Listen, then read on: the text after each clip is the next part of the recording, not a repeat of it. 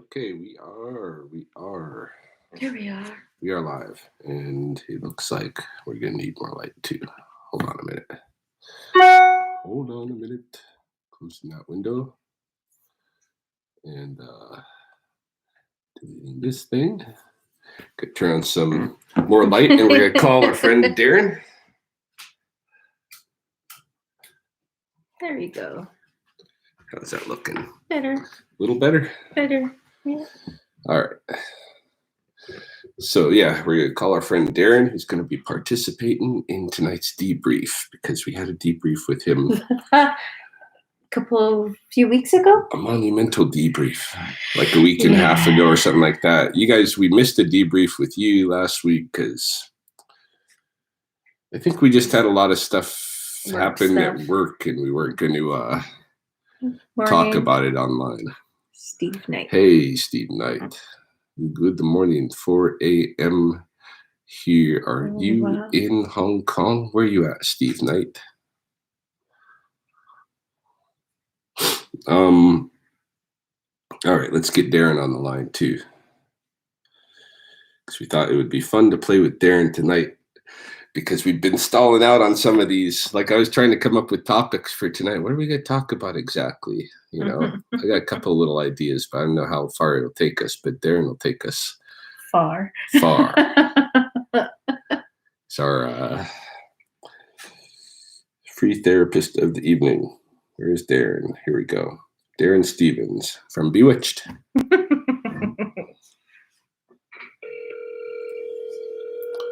See if you guys can even hear that. Okay. Okay. We are here. Okay, so say something, Darin, so we can see if anybody. Put my headset on since we're on Bell.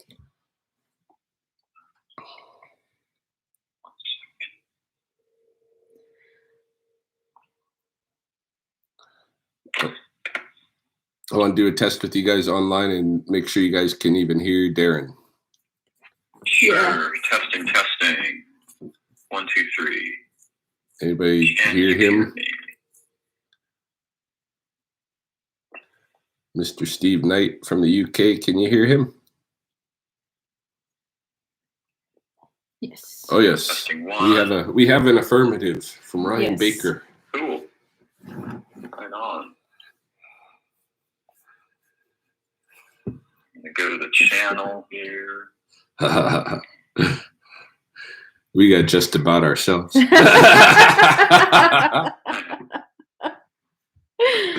that's cool. You use my kid pick. That's awesome. You can't see me, but I can see you. Yeah. Yeah.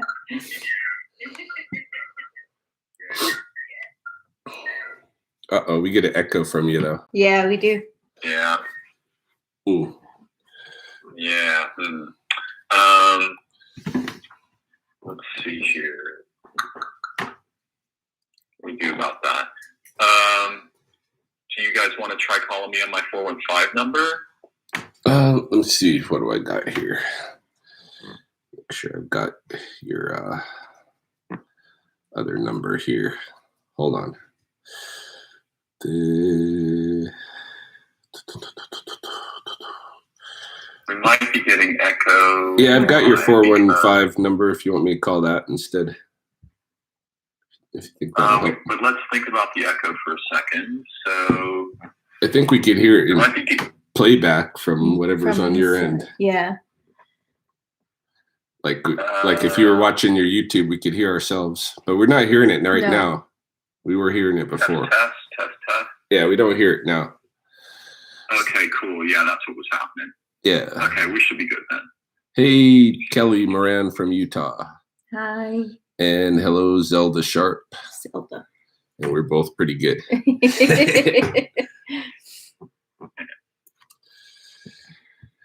Yeah, so we've got my friend Darin joining us. I don't know, for those who've been like on my channel for a while, you may remember me going to visit Darin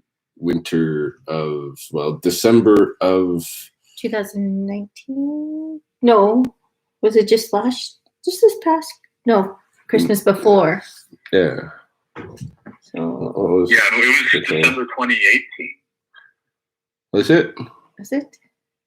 wasn't it? No, I No, think it's December 2019. Yeah, and then we had the whole year of 2020, the Yeah. COVID year, The COVID year. That's right. Oh, yeah. and now we're in year 2. There's a time sync, so like I can hear you long before the YouTube channel. Yeah, Yeah. that's the thing, hey? So I'll keep watching the YouTube channel anyway, just so I can see both your beautiful faces. But I'm gonna listen on the phone and watch the times. There you go. Yeah, Other thing on YouTube, yeah. yeah, it's different. Little delay. Oh, it was a great adventure. I was so glad that you came here. Yeah, it was fun. I got to do that again. Yeah, hopefully we can make that happen again pretty quick. Yeah, we'll see. I still have to get all my ID back in order. Oh yeah. Yeah. Get a name change and a new passport. Yeah, and hopefully I'll survive having been vaccinated. My vaccination went okay. I didn't feel it going into my arm. Good. And, to more than 24 hours later, and I haven't felt nothing from it. But, yeah, I've had some sequelae that I'm pretty sure are from the vaccination. I think it's a big experiment. Yeah. I've tried to get some answers from science people. Their answers are not terribly clear. Yeah. But I mean, I went ahead and made the decision. So. Yeah, I'll get vaccinated. For sure. Yeah.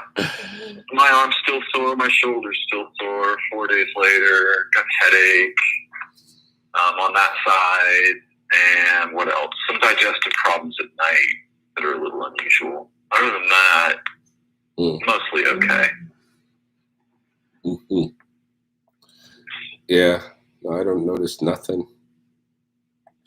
Yeah, well, Mr. Tough Guy. I mean, not only that. I mean, the mental perspective does affect what we experience, right? Yeah, well, And I know yours is something like, dude, what they put us through in the military makes this look like kindergarten. Yeah, I wasn't planning on feeling nothing from this vaccine, and I didn't. So. Get different brands. Huh? I think what you meant is I was planning on feeling nothing, and I didn't. Yeah, something like that. Yeah. That's what I meant. Well, like I didn't expect it to have any negative effects, so right. It didn't. Yeah. I was kind of open-minded. Well, it's a good I wasn't thing, sure though. what to expect. Yeah. What, Chels? I was like, I guess the mind kind of plays into it. Like, I didn't want to feel any side effects either, so I kept saying, no, I'm not going to feel anything. I didn't get a sore arm. I didn't really have any side effects at all, really, too. Not to the first one. Not the first one. The second one, I got a sore arm, but it could have been the fact that it was like my ex-boss that gave it to me. Oh, my. Yeah. I was like, oh, hey, what are you doing here? She's like, I work with them now. I'm like, oh, all right. Which versions did you guys get? I got the Pfizer one. I got Moderna. Oh, yeah. Yeah. Oh, yeah. I got Moderna. Yeah. Yeah. Yeah, I got Moderna. The Pfizer one's known for having less, I mean, in the literature anyway, less side effects. Mm-hmm. Yeah, someone online is saying that we're lucky as they are anaphylactic and took it badly. Still having the second one though. Which vaccine do we have? Yeah, we've had both. Yeah, well, she's had the Pfizer. I had the Moderna. Yeah. And Darin's had the Moderna. So just for the listeners, actually know one of the virologists who worked on the vaccine at Moderna, and have had a few conversations with him, mostly in the early days of the pandemic, where he explained, what they were doing, how they were proceeding, what their goals were. And I'm hopefully going to be able to ask him some questions about the vaccine that I was hoping to ask before I took it. But as you can imagine, he's kind of busy, so it may have to wait a little bit. Maybe I'll get them answered before my second shot, or at least addressed. But of course, he's taken the vaccine, and so is his family. And most of the people that I know, anybody I know who's in the medical profession is pretty much, settled about being vaccinated. Most of the people who I know who work in science are settled about being vaccinated. Yeah. But I still think there's a lot of discussion that's not being had, or is being had rather poorly, in my perspective. Not that I want to steer the conversation in that direction. I seen a sign today, like somebody made like bumper stickers, and something about like resisting the masks and all this stuff. Hey, resist masks and vaccination legislations, blah blah blah, right? Or something like this, And I was, I thought to myself, like, I gotta get like a stamp of that symbol for the 12 monkeys that I can just carry around with me. So when I see those kind of things, I can just stamp it. Army of the 12 monkeys. Right over that bumper sticker. You could totally make that happen. Yeah, I know. It'd be real easy, right? Go get a little stamp thing at Michael's and cut that sucker out in a day and an hour or whatever. And I got wood carving tools. I'm sure I could cut that rubber stamp stuff pretty quick. Hell yeah. Make an army of the 12 monkeys. You could probably just have somebody make that stamp for you. These days, that sounds like the easy way to go there, Darin. You might even be able to order that stamp already pre-made on Amazon.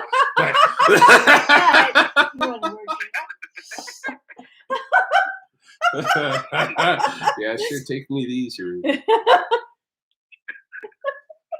But listeners might not be quite as how should we put it, skin in the game as you. And they might want a simpler method to get the stamp. Okay. If they agree. But I do like the idea. Although I think I'm pro conversation rather than having just a simple perspective on the issue. I'm definitely pro conversation. I think the issues are really complex. They're not easily distilled down into sound bites. There's a lot of unknowns. Nobody seems to be, the people on the medical front don't seem to be taking the unknowns seriously enough, including those people I know who are immunologists and scientists. So I'm pro conversation. I kind of assume that conversation is happening rapidly on that level, hey, of those people making those decisions, and like I assume there's a lot of conversation that's happened.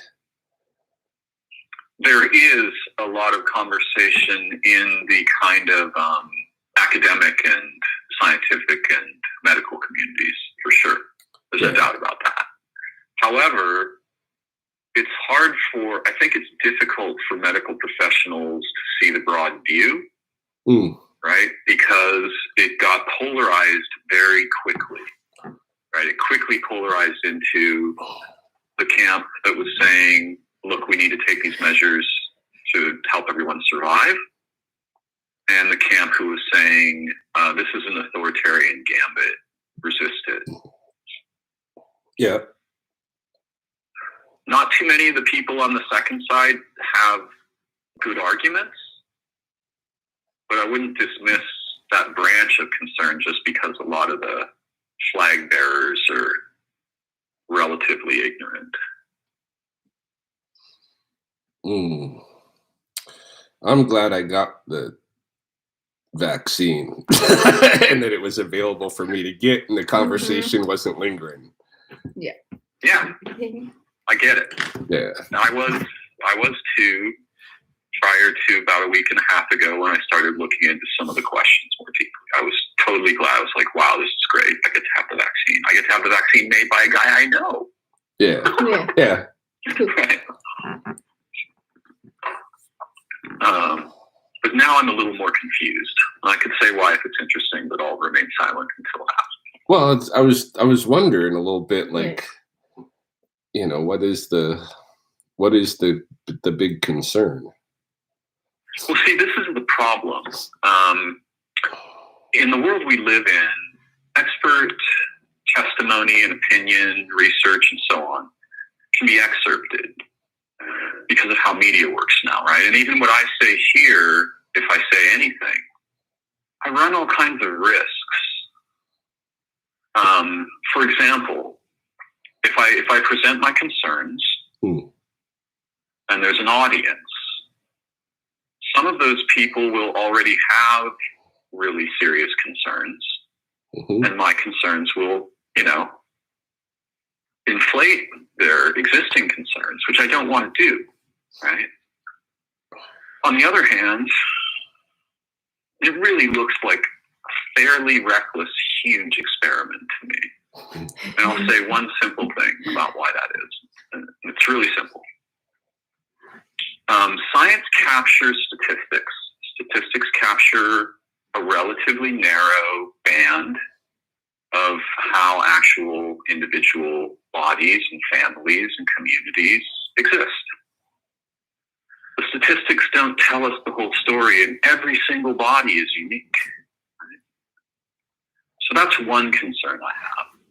Doing something on this broad a scale, one would expect a little more caution, right? To put it mildly, a little more caution, because we're talking hundreds of millions of people with new vaccines that have no track record, even if some of the methods have a track record. So that's one concern I have. Everybody's body is unique. I was talking with a guy the other day who was on the fence, and I told him, he asked me, you know, did you get vaccinated? I'm like, yeah, I did. He said, oh, really? I said, yeah. And he said, well, could you tell me why? And I gave him some reasons. And he said, well, I wasn't going to do it, but now that you've told me, it seems obvious I should do it.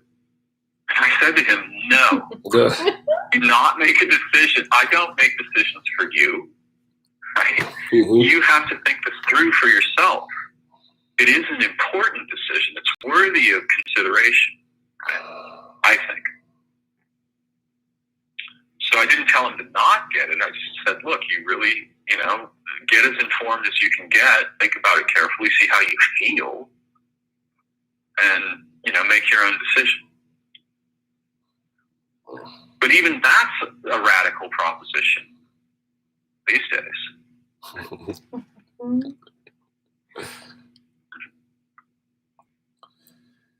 Yeah, I don't. So yeah, if you guys push me, I'll talk about concerns. But if you don't, we can go to.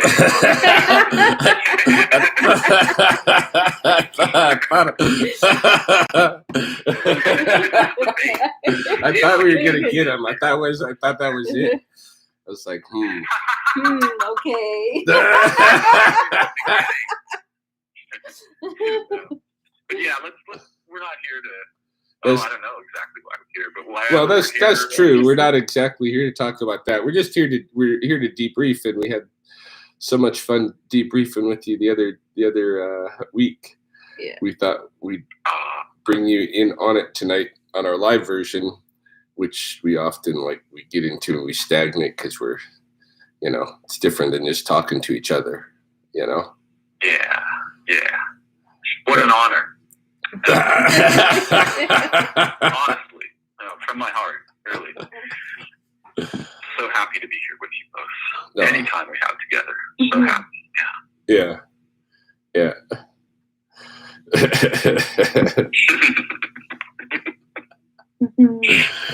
Of course, we're not intending to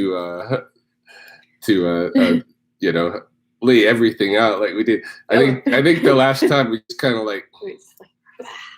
Yeah. Everything was out. It was very natural. Yeah, yeah. Yeah. Seemed just very natural. Yeah. Well, it's kind of like you have to give somebody the background of a story, right? You know? Absolutely. So Yeah. there was And some even the background of a life path. Yeah. Or, you know, 2 life paths and how they mesh. And Yeah. We got a little bit of comment going on online. I should read here. Zelda Sharp. Something about it's back on that same topic before. Never mind. We already visited the COVID thing. Yeah. See what I meant? That conversation? That sub conversation's going. Okay. We already been Let there. me look at the comment.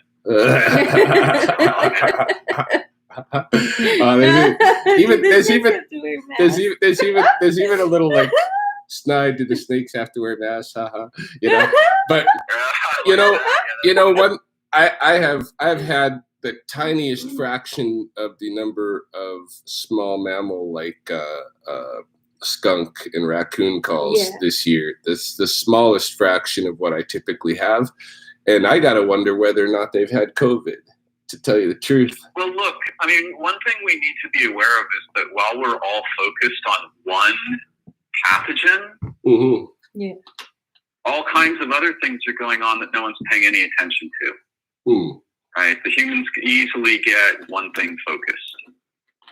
Yeah. And so there could be other pathogens, other things going on in nature. Surely it must be true that pathogens pass through our populations all the time, and we don't even notice them. We don't pick them up on the radar because they don't do organ damage immediately, or there's no, they look like the flu.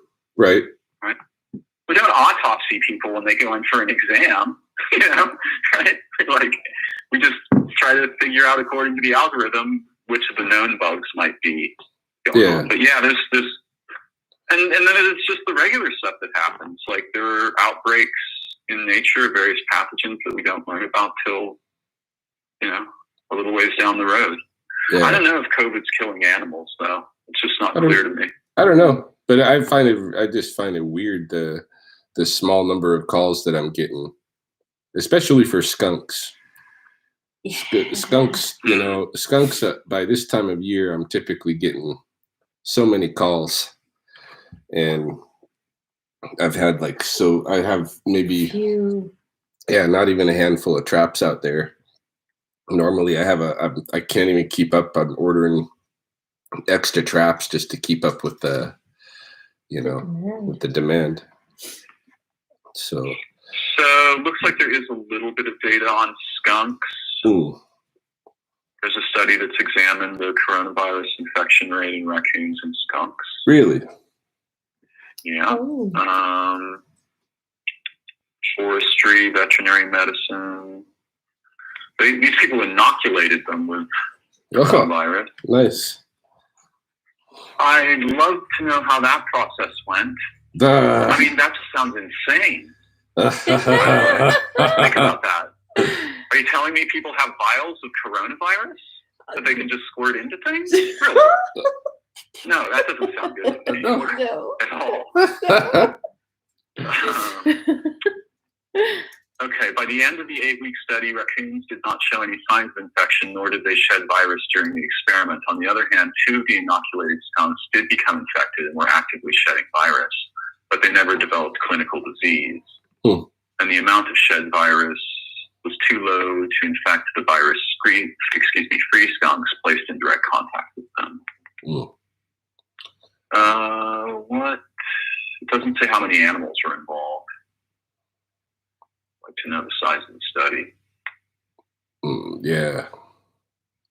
But if it's accurate, or like, it sounds like an unlikely scenario. Right. A one-off study. Yeah. It does kind of sound unlikely. Yeah. What do we got? We got a few more comments here. Looks like just some people checking in. Robert Sepper. Hey. Crypto Duck. Somebody's asking, who is this? Who's this guy? Crypto Duck. I'm going to talk about you, Darin. And Yeah. I'm a firefighter, Kelly Moran. I'm a firefighter / paramedic and have been exposed to so many spooky things in my 27-year career. Oh, I bet. Yeah. And Laney from the rainy Pacific Northwest just signed on. And getting the sense we're talking about COVID-19. Yeah, we kind of got on that topic. But who knows where we're going. We got my friend Darin from San Francisco tonight. Yeah. We promised ourselves we're cutting off at 11 because we when I talked to Darin, I can go on and on. Hey, so yeah, we have the same problem. Our conversations generally last 3 hours or more. Yeah. So we're limiting ourselves to 2 hours tonight. Normally our online debrief has just been an hour. So we're getting an extra hour tonight because I know we're just going to we won't run out of shit to talk about. So, okay, so we're out of stuff to talk about now. I don't think we'll have any problem with that. No, I don't think so. That's why we brought Darin. Yeah. Because we definitely won't run out of stuff to talk about because he'll pick something out. Yeah, he'll dig. Yeah, I'm just typing in a comment to respond to a couple of questions here. Ooh, cool. Study that tested COVID transmission. I think I can put a link up to that study just so I don't have to talk about it. People can read it for themselves. Yeah, we got on the COVID topic because we've all now had at least our first vaccination. Me and Darin got Moderna. Chels got the Pfizer. I'm fully vaccinated though. Both doses. I'm only vaccinated thanks to Blood Tribe. Yeah. Say more about that, Ryan, if you would. Well, I've tried to get Alberta Health has a hotline that you're supposed to call to schedule your vaccination, and I keep calling there to try to schedule it, and I keep getting turned away. Hey? I haven't been too young. I haven't qualified. Enough. Yeah, I'm not old, not too old, not old enough. I'm too young, and asthma and what they say, lung disease. Lung disease is not yet. They're not doing lung disease yet. What? Doesn't make sense. Not vaccinated for lung disease people yet. Yeah.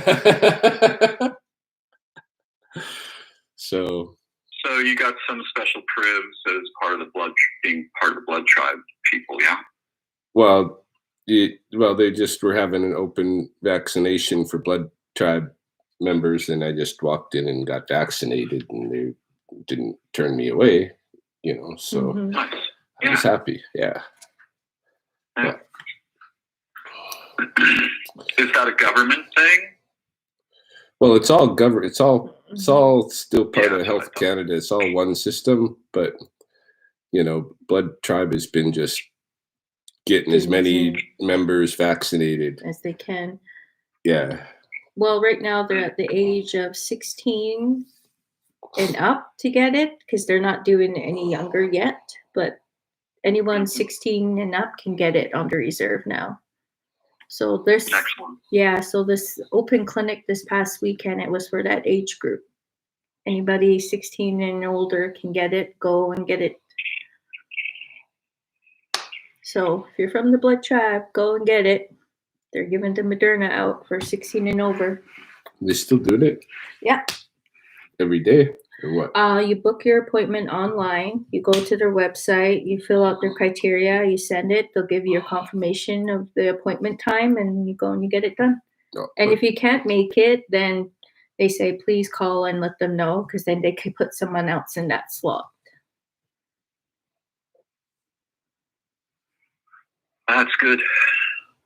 Mhm. It's good that it's available. Yeah. No, I'm happy. So what's on your mind this evening, Chels? Anything you'd like to talk about? Anything? I'm just like bag? rescheduling my sleeping pattern, trying to like my pattern's been all over, and I've been setting it to at least lay down by 10 because like I'm resetting that and limited my intake of like alcohol too, and just trying to reset my whole system. I was like, Have you been having sleep schedule trouble? I typically like I don't sleep We much stay up too late, and Yeah. I'm feeling it, and I'm like, I don't like it. I'm feeling way too sluggish, so I'm doing it for myself. Yeah, we stay up really, really So late. like what time? We don't have the what time option do of you not sleep? waking up in the morning. We No, gotta get we up gotta and go get to up work. and go. So Yeah, it's I like follow. getting the hours in. We stay up, sometimes 2, 3 in the morning, and we have to get up like 6 o'clock. It's not enough time. Oh my God. Yeah. No. So I'm just like I'm well, basically for me what's been on my mind is focusing my personal health, like eating better, and that's what I want to do right now, because then I feel a lot better. I don't feel so sluggish even at work. Like work is a whole different game. And if I'm not feeling good like health wise, then I just feel it at work even more. So I thought, okay, it's time to switch it up and reset. Right on. Yeah. Congratulations on making that decision. Yeah.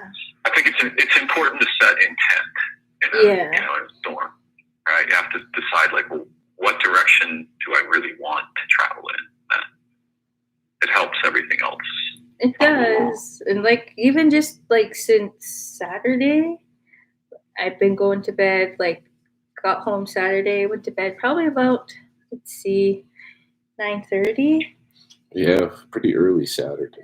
And then I didn't get up till I had to go to work. But when I got up the next morning, I felt good and rested, went to work, cranked out 12 hours, came home, sent the kids off to visit their dad for the week. So, it's just more focusing on just getting on a good sleep schedule.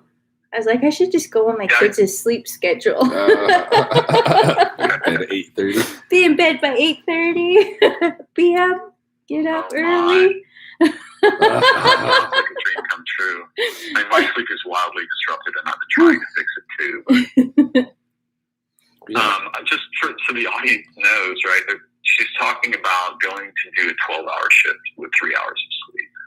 Yeah, which is not. Just think on that for a moment. And you do how often do you do 12-hour shift, Chels? In a 2-week span, I do 7. Depending, I could do 3 on, 3 off, 3 on, and then 2 on, and 2 off. And then when you're not doing 12-hour shifts, what are you doing? Home with my kids. Home with the kids. Yeah. Yeah. Oh, okay. Yeah. So you work 7 days out of 12? Yeah. About? Yeah. 7 shifts in 2 weeks. So, 14 days. Yeah, 14 days. Yeah. Pretty wild. We got a. And looks like we got a donation. Oh, cool. Yeah, let's have some more of that, please. Crypto. And strongly and Lainey recommend from any patronage of Ryan and Chels with my whole heart. Yeah. and Lainey from Rainy Pacific Northwest said, "Let me know how that works for you, Chelsea. Every time I had COVID-19 a year ago, March, my sleep pattern has been totally off. I have no motivation to change it. I don't have to get up." That's another thing. We might have even had COVID-19. No. Because we had a terrible sickness in the new year of 2020. Yeah. That like she was actually in bed for a week, like knocked out. Hey. Yeah, I was really sick. Couldn't keep anything down, and it was almost like to the point where I should have went into Emerge, but then I don't know. There was a time when you were just asleep. I was just out, tired, sleeping. I've never slept. Yeah, I needed to sleep. But it was the fevers and the body chills, and I had a really bad ear infection too at the same time. So like, couldn't hear out of this ear. It was really muffled. I thought I was going to lose the hearing because I could not hear even after I was feeling better. It took about maybe 2 months for my hearing to come back in that ear. Yeah, whatever it was, it came through the studio first, hey? It did. Whacked us all, and then then I me. brought it home. Yeah.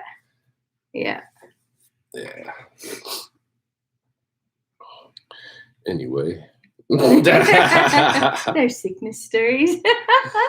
Yeah, no, but I really want to get back on a really good sleeping schedule, and even like a workout schedule consistently, hey? And just feel good overall. Healthy, mentally, physically.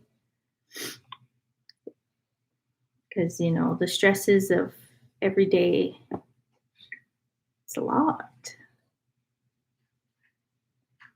Some take it doesn't seem like a lot. I try keep a good mindset most times, but it wears on you. Just so much is going on right now, and trying to get the grounding for it. It's probably why my sleeping schedule is probably all over. Because I tend to think too a lot and feel a lot and take on a lot. But now I'm just stepping back and be like, you deal with it. I gotta go to bed. I gotta sleep. It's really interesting to listen to you, Chels, and see your, because of the time desynchronization, I hear you quite a bit of time before I see you saying what I'm hearing on the video. Yeah. And that creates a situation where I can read your facial expressions very differently. And they're really intense. See that you're deeply feeling things that you're talking about. Yeah. The words aren't capturing it. But your face is telling the story. I get told a lot that my face gives me away every time. I can't hold anything. Like, I'm happy, mad, sad, or something. Like, you could just read it all over me. I'm terrible. I can't hold anything back. Right? What's going on? Nothing. Something's up. I'm like, no. What's going on? Well, I think there's something very powerful about that because it's a much older language than words, and everything understands. Yeah. This language.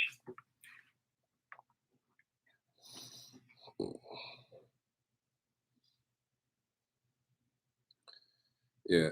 So you haven't been other than a little sangria? What's that? Sangria. Yeah, it's like a mixed drink, but this is like the first one I had in. Yeah, she hasn't been having any alcohol at all. No, I've been trying to just keep limit it, which I'm happy to do. Awesome. Yeah, I mean, I'm drinking tequila, so. I like tequila too. I like tequila, but my tequila's mixed. Yeah, his is mixed. Well, both. Yeah, you guys like those sweet drinks, though. Well, this is not sweet. There's like 100 calories. This thing.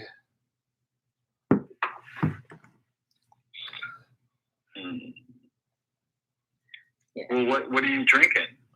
Just sangria and what? Just the sangria. That's it. Oh, just the sangria. Yeah. Okay, I gotcha. But when I talk with Ryan, he often talks about. I remember him talking about drinking. Yeah. What would we call it? I don't know, Ryan. What do you drink?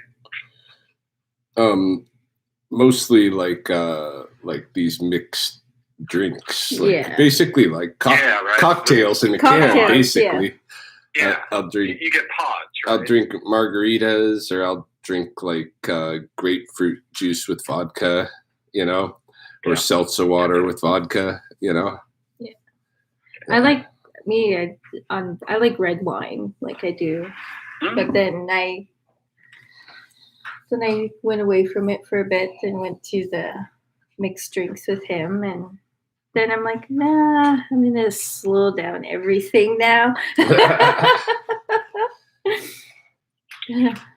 So back to the sleep thing. Yeah. You guys, it's got to be something you're doing together, right? Because it's not like you can go to bed at 10 and Ryan can stay up till 3. No. Right? No. So you must be doing this together, yeah? Yeah. Yeah, no, we're staying up till late hours doing mostly debrief stuff. We just we're talking, and I don't know, or we got, friends we're talking to online or something. Mm-hmm. But right. Yeah, no, we hang out and we have drinks, and we have late night snack attacks. Yes. That's bad too. Very bad. She had to skip the dish off of her phone. Yeah, because it was too hazardous. I was like, I can't do that. No. I was like, wait, what's the dish? Skip the dish. You have that app. Skip the dishes. You order food online and okay, so here late at night. Here it's a delivery service that like works with all the restaurants. Fast food. And yeah, so you can order whatever you want from whatever restaurant on this one website. Yeah. So if I want to have if I want to have some Mexican food and she wants some wonton soup or something, we can skip from 2 different restaurants, And right, yeah, we can do that here too, but you guys can't do that late at night for the late night snack attack, can you? Yeah. For anything that's open. Anyway. Yeah. Anything that's open. But we can order candy from 7-Eleven and corn dogs and shit. This is the problem. Yeah. This is the problem, Darin. Darin. That's bad. Yeah. What is it when you guys are staying up late and you're drinking? What time does snack attack happen? Oh, it can happen at any time. Yeah. But, typically, let's see, I don't know, like maybe 1:30, I would say. It's when we should be going. It's when our bodies are like they're done, but instead of going to bed, they're like, why are we still awake? And you're like, maybe just one more. Mm-hmm. Right. Yeah. Mm-hmm. And that's where I'm thinking. I'm like, I can't do that anymore. Like I'm feeling it. I just I don't feel good. I feel sluggish, I got a big belly. I know, and I'm like, I got to put it, Like the body keeps a rhythm, and if we change the rhythm, then the body adapts to the new rhythm as best it can. Yeah. But really, one of the things that deeply affects our sleep is when we're digesting food. So if you want to sleep better, smart move is to not eat after 5 or 6 p.m., which in my world is almost impossible. I get hungry when I'm still awake at 1 or 2 in the morning, and not modestly hungry. I'm like, I'll eat my shoe. What do you got? Like a whole whatever it is. Yeah. No, we have terrible food late in the night. Yeah, I'm going to bed. It's not even food. It's garbage. Yeah, then I go to bed at, 2 or 3 in the morning with a bunch of food in my stomach, and my body's like, what the fuck am I doing? Yep. I don't know. I thought we were going to go for a run. Starts kicking my legs around. And then I can't sleep. Right? Because I ate. Hey, it goes on and on. It's like falling you off put something in you. We got to move now.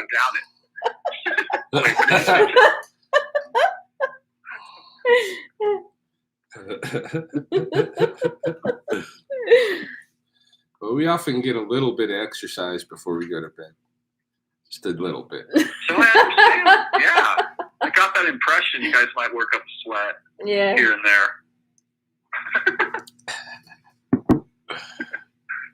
It's not enough to burn off those calories, though.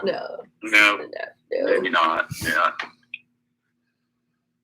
I mean, one of the things that I hear in what you're both saying is just that you've been using the late night as alone time together, right? When you can just be with each other and kind of relax, let your hair down, and talk in a deep way. Yeah. And I mean, that's awesome. It just probably should happen on some kind of different schedule, except as we both know, there's not enough time in the day. That's right. That's right. That's the So problem. true. Yeah. Like, our days are long. We just have to limit ourselves because, usually anything that we actually have to debrief, we've debriefed before 11 o'clock. And then, after that, we're just like doing whatever. We're just fucking off. And, we might still be like having good conversation and stuff, but we don't need to. We've caught up on the essential stuff, and had some good deep conversation too, Nice. So yeah, I think it's just like we gotta give ourselves a bedtime. We do. And a limit to our how much intake.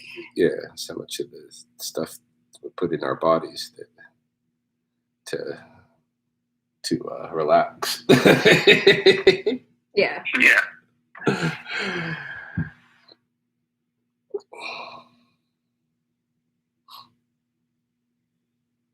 Yeah. So that's something.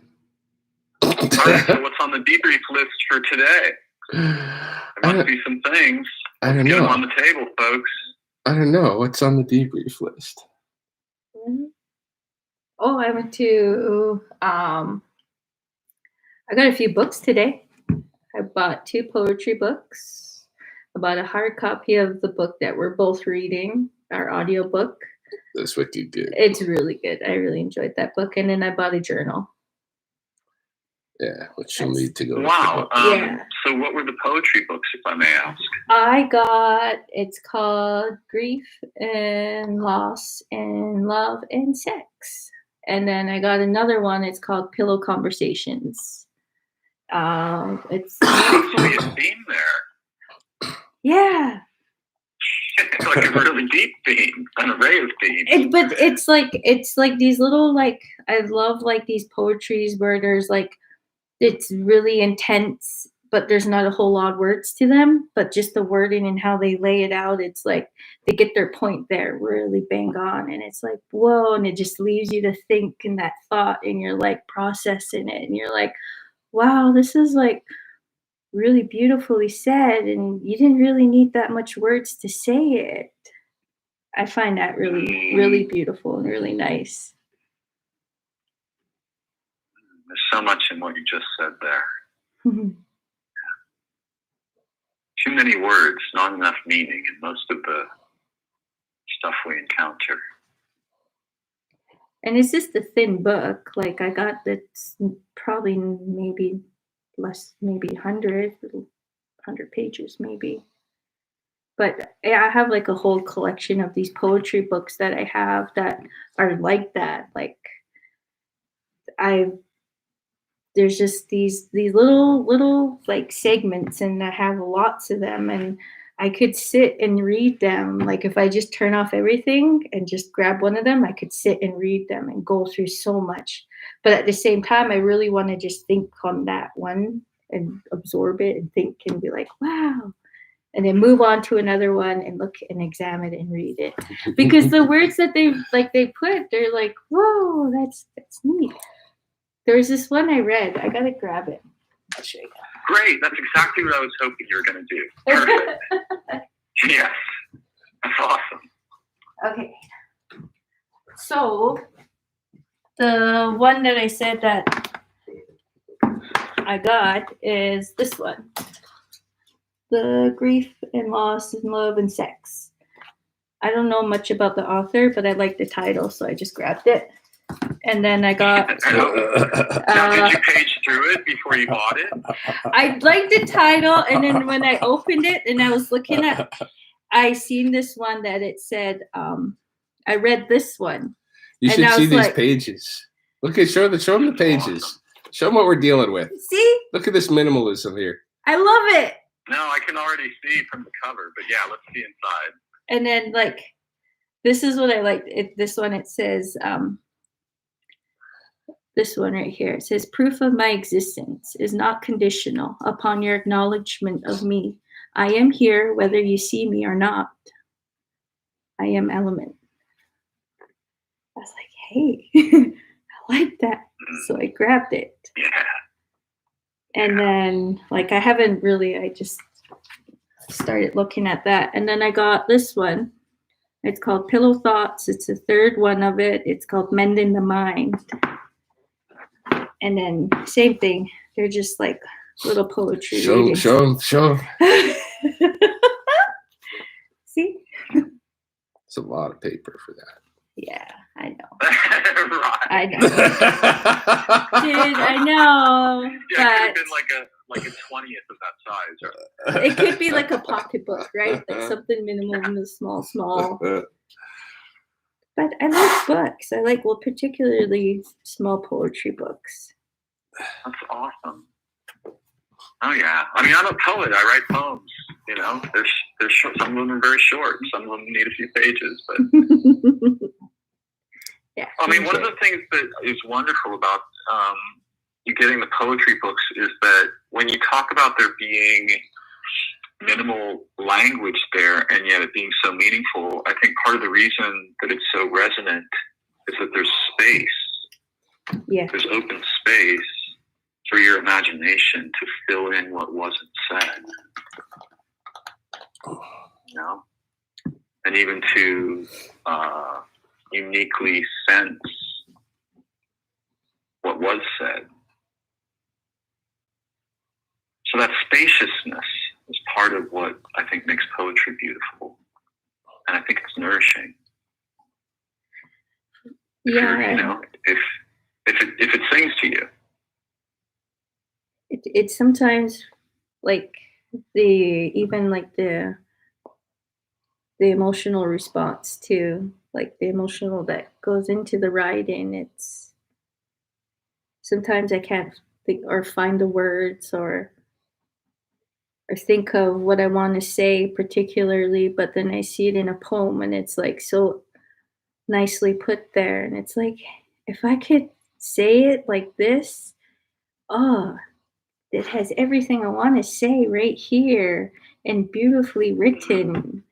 And I'm like, it's almost like an envy thing for me. It's like, this is beautiful. I wish I could do that. If I practice, I probably could, but but I just like it. You sound like you might be a budding poet, Chels.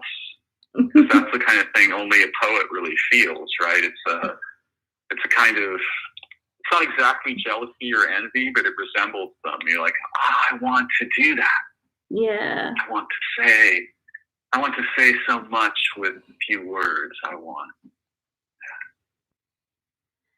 know. What do you think? I think like you can say a lot of things. Well, you could say a lot of things, but I think sometimes you don't really have to. Like, if you just hit the sweet points of it, what you're trying to say, and you highlight those more, and then going on a big long thing, then it's like I get lost in it. It's like, okay.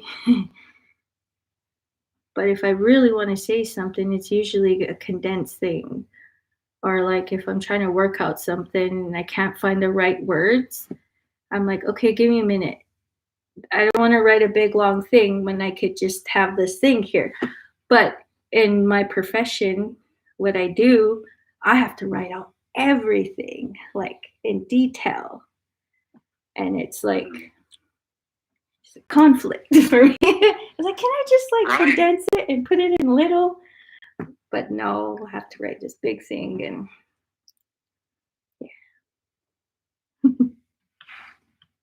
So one of the things I heard you saying there was like, I spend my whole day writing out in terrible detail all these things. Yeah. And I might use some of that energy to write a little poem or something once in a while if I wasn't making, giant reports. Yeah. Right, reports forever. It's almost like the writing skill has been captured by the job. Yeah. And we're still paper charting, hey? So none of my charting is like computerized. It's all paper charting, so it's all pen writing and everything. And yeah, we're not in the electrical area yet. I'm just like, why are we not? Like where I used to work, everything is computerized. Go in there and everything's there. You check it off and boom, boom, boom. Put what you have to say. Not few, just enough to get the report in, but it's all there. But geez, like at work, you gotta write everything out. Like, yeah, we haven't moved away from that yet. Sounds like a grind. Yeah.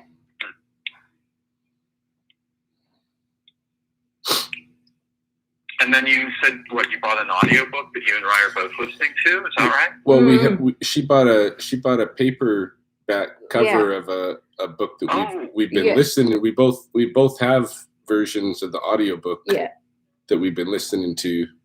But it's a really good book. It's one like we realized we gotta study it carefully. Yeah.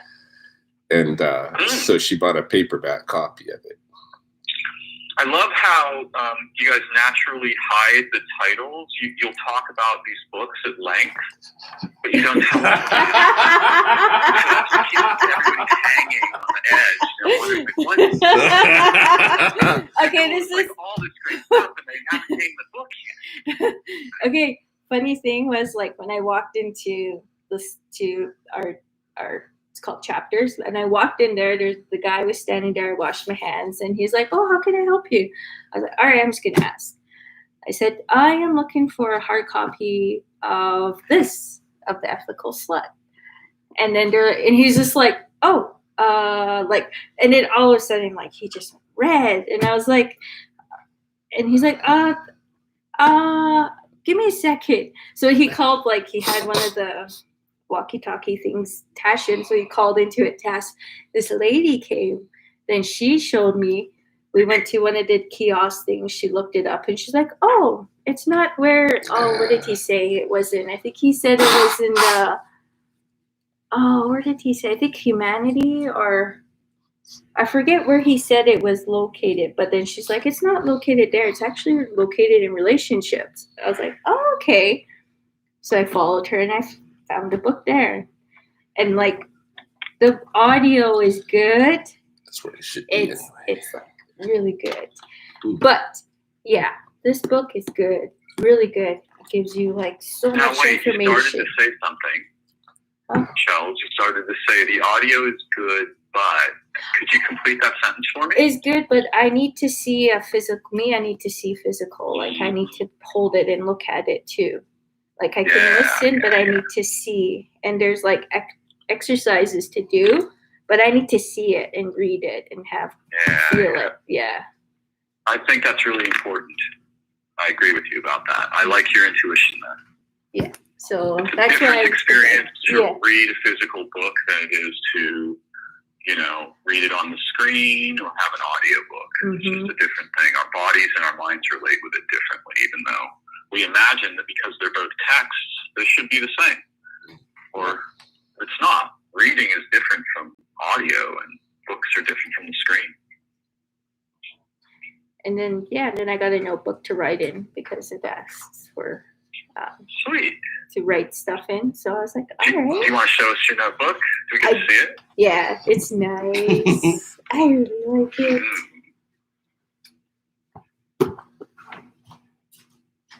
It's the black. Oh yeah. Right on. So tell me the title of the book again. It was hard to hear. Oh, it's called The Ethical Slut. It's a good book. Ethical Slut? Yeah. And it's like their Well, third. we're not. At least the topics this evening aren't provocative. Let's continue. Hey, lass. No, but there's like so much into like a lot of information, a lot of like they come from a very wide perspective too. Like they get stories and there's research in it and like a lot of good information. And it talks about a variety of topics and like how to navigate in that kind of, I guess, settings. I want to say it like that, yeah. And it gives me a little more. Overall, it gives me a lot of understanding, and understanding not only just like even humanness in me and Ryan and just in everybody in general, which is nice, you know. It's okay to feel feelings for multiple people, or it's okay, you know, to be this way, however you want to do it, you know. Yeah, I mean, our modern society, the imprint that they sort of propagate and place on us is cruelly narrow and cruelly judgmental. Mm-hmm. If there's one thing humans seem to be particularly ignorant about, it's sex and their own sexuality. Yeah. I mean, I'll just speak for myself. Right? I just talk to myself. I am woefully ignorant too, right? I mean, but yeah, it seems like the topic doesn't get explored. It's too controversial. Where it does get explored, it gets commodified and you know, politicized. And so it sounds like you found a little island in the storm there. That book is awesome. It is. Yeah. So good. Yeah. So good. The Ethical Slut. The Ethical Slut. Yeah. And I I think it's written. I want to just ask. I think it's written by a couple of psychoanalysts who are long-term polyamorists, and you know they kind of interlace, you know, with a lot of their personal stories and stuff. But there's so much information in this book, like, you know,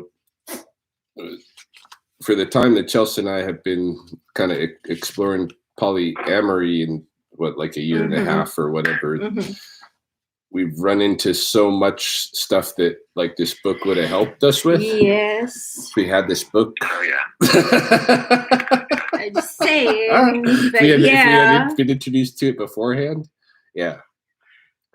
And definitely there's a ton of like little techniques and stuff that I want to like, not even just taking their techniques wholesale, but just the principles behind them and making our own thing. Hey.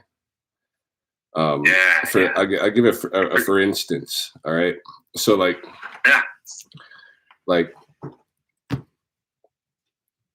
I have a real hard time when I'm closed out, you know? Yeah. When I'm shut out of communication. And in my experience, women like to use the shutout of communication as a punishment, you know, slam the door and they're gonna cut you off, right? You're not gonna get to talk to them for a while. Yeah. Sure. Yeah.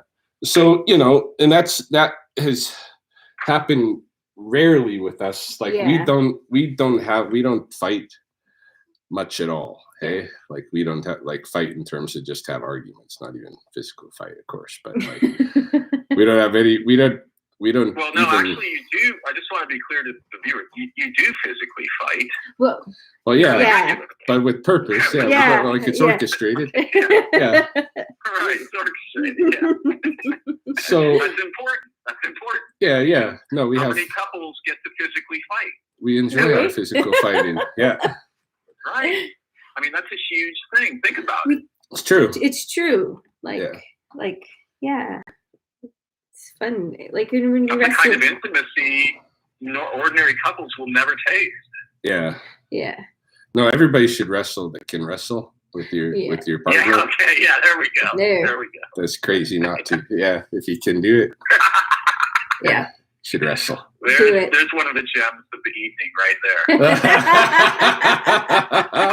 If you're out there and you're having trouble, you need to wrestle if you can. Yeah. You know, go gently at first. You know, take it easy, but not hurt each other. But get some of that. You know, one thing about me is like he doesn't like to be tickled. I don't like to be tickled. And then there was one point in my previous, and I told the person, I was like, "Don't tickle me! Don't tickle me!" He kept tickling me. And I punched him so hard that I made his nose bleed. I was like, I told you, don't tickle me. I think I'm going to take it really seriously from now on when you tell me what I shouldn't be doing. Yeah, dude, you just don't fuck with Blackfoot women is what the reality is. Oh, okay. You can get sucker punched. Okay, that's the Yeah, I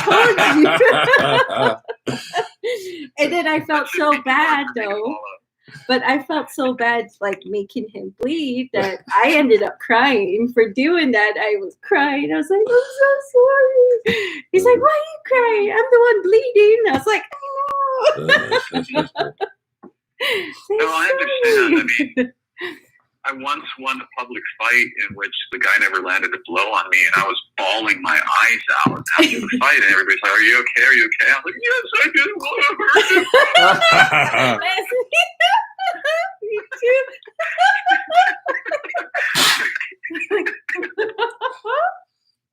I want to get back to my example. Yes, by all means. Right? Yes. Before I lose track of it.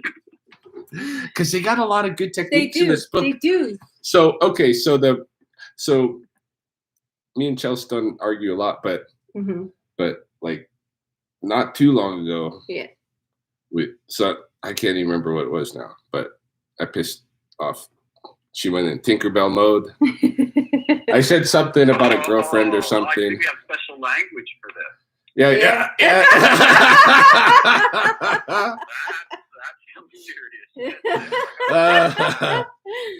Tinkerbell mode. By the way, you did start out also by talking about how there's like the shut off of communication, which I hope we'll come back to. But please. Yeah. That's what I'm going to talk about. So Great, this is part of Tinkerbell mode, right? So Chelsea got really frustrated with what I said. I think we, I don't know, we had just planned some stuff that night or something, and then I just brought up something with a girl, and Chelsea wasn't in the mood to hear, and set her off, and so she went tearing out of the house, stomping around the neighborhood. Walked around the blocks a few times. Walked around the lake. Were there earthquakes in Lethbridge that night, or? Well, there was here. I was feeling them. Here, Ryan was very upset. Yes. Very, very upset. And, because I don't like to be punished. Just talk to me, Yeah. But anyway, and I know, like, part of it, like, okay, so let's turn to the book in a way. Okay, so the book says, all right, sometimes you need to take a time out, right? So to Chelsea, when she came home, I was all upset. I was like, oh, dude, I can't, I don't like to do this, right? This whole thing where I've got to wait in limbo. You won't talk to me. You're mad at me. Oh, yeah. This is gameplay and bullshit. And so I was all upset. But Chelsea's like, well, I need a time out, but it's more than a time out. But so in the book they deal with this. They're like, sometimes you do need a time out, but what if we say you get 20 minutes and that's it? Yeah. And then you gotta be, backed and cooled, because the whole thing was you needed that time for a timeout, right? So if that's what you needed, you got your timeout. Now you got to be cooled off and ready to actually talk and be. You get 20 minutes to time out, and then it takes the punishment all totally out of that whole thing, And I thought that's just such an easy fix, because then I wouldn't wig out. I wouldn't be out of my mind upset, that I'm being treated horribly wrong, weirdly by somebody with purposeful malice. That's the thing. Like, So, yeah, it takes that right out of it. And then they said, okay, what if you want to fight? What if you got an issue and you want to fight? How about you declare you want to fight? Hey, you're going to call a fight. Pick a day. You got to pick a day, a time. You limit the time. Like you're making a fight. Hey, like it reminds me of like the cage fights, eh? And then your day, your time, this much time you're going to fight. And you can go all out in your fight. But for the first minute, you can only fight like Daffy Duck. Yeah. Gibberish, anything, no words, gesture, scream, grunt, whatever. No words for a whole minute. And then you can start fighting. Yeah. If you still feel like they need fight, like so whatever like, issue. Let me just try to enact. So first of all, this sounds absolutely brilliant. But for the first minute, you can only use like gestures and facial expressions. Yeah. Right? Yeah. Am I getting it? Yeah. Oh, that's fucking brilliant. Yeah. Oh my god. See, that's what I was saying about Chelsea's body language earlier. It's so expressive. Yeah. That it almost it's like so much more than what she's saying. Yeah. Right? Yeah. Oh wow, that's fucking sheer genius. They got brilliant stuff in there, Darin. Like wicked, important relational stuff that people need, whether or not you're like doing polyamory stuff or not, because you run into this problem in the regular relation. This is what breaks up regular relationships. You know, a lot of stuff not being able to deal with, like when people run into jealousy and anger and stuff, not having productive ways to deal with it. So, I mean, one of the things they did there is they introduced acting. Yeah. Right? Act out what you're feeling non-verbally before you start in with the words. Yeah. That's just incredible because the brilliance of that is. So right now I'm feeling the kind of jealousy that Chelsea was talking about earlier when she reads a great poem. And I'm like, oh, that's the kind of thing I should have understood easily. Yeah. Why didn't I should have been able to know that?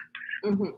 Yeah. No, it's once blatantly obvious and not a single person I've ever met that. This book is full of shit like that. It's crazy.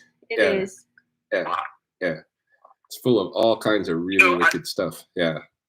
I just want to say a couple things briefly here. The first is when I finally understood about the power of a woman's silence, I started writing about it, and I was like, you know, lightning is terrified by the silence of a woman.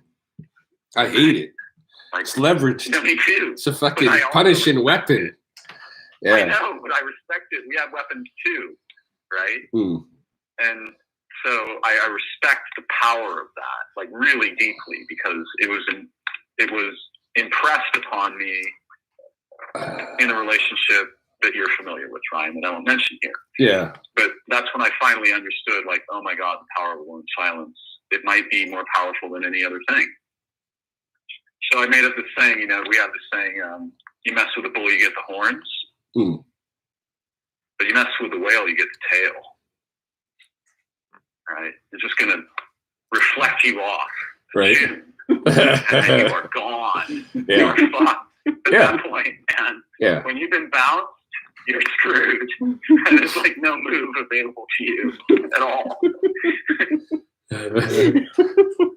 Yep. I hate it. Oh God. No, I do too. It's torturous. But I also respect it.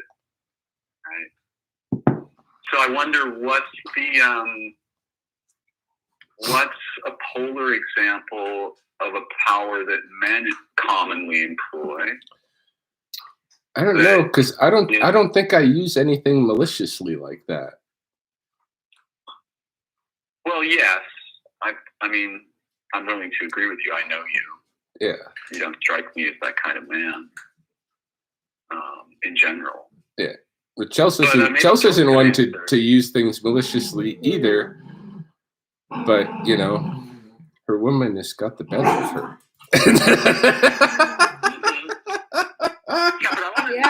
I want to know, like when the other thing happens. Like, what's the female word for something Ryan does that's similar to Tinkerbell mode? Well, he shuts down. Larry David. You, Larry David, but you shut down too.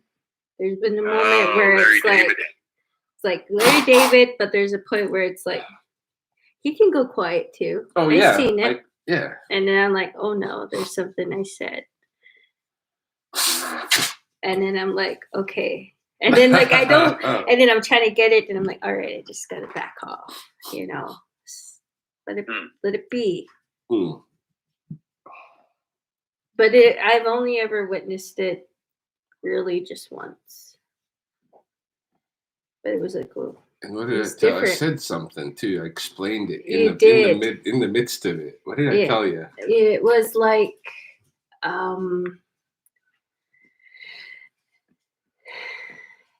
what was it? I don't know if he said it, if it was like things were just coming at you, or I just remember feeling like I just need a minute. Yeah. Like I just need a minute to get to everything to like just process for a second. You know? I'm not mad or nothing. No. I just need a second. Like I'm overwhelmed. Yeah. Overwhelmed. Hey? Yeah. I'm overwhelmed. But I wasn't trying to. See, that's when leverage it. Right so there much. is. Yeah. Go ahead. Sorry, please. Well, I didn't feel like I was like.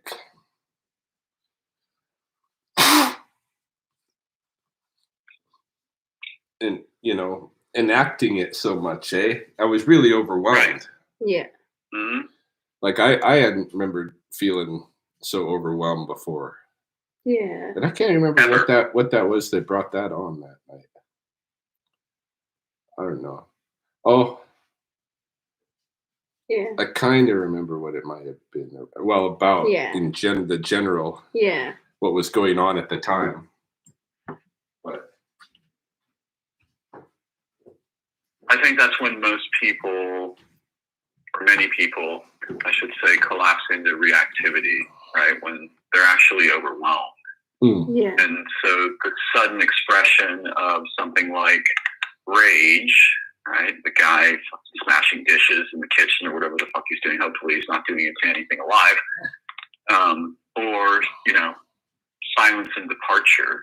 Not that these are necessarily typically masculine or feminine, because either any gender can have feelings of this type. Anyone can have experiences like this. But but typically, right, the expression of rage and anger is associated more with the masculine. At least in our traditional, if there's any tradition to them, Western cultures. I don't know how it is elsewhere.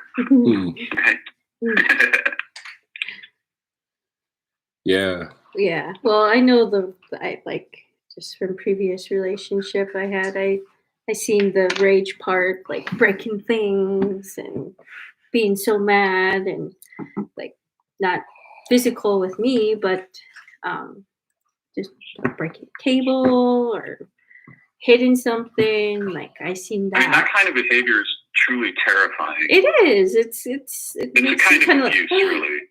Oh, you're kind of taken back. And you're like, okay.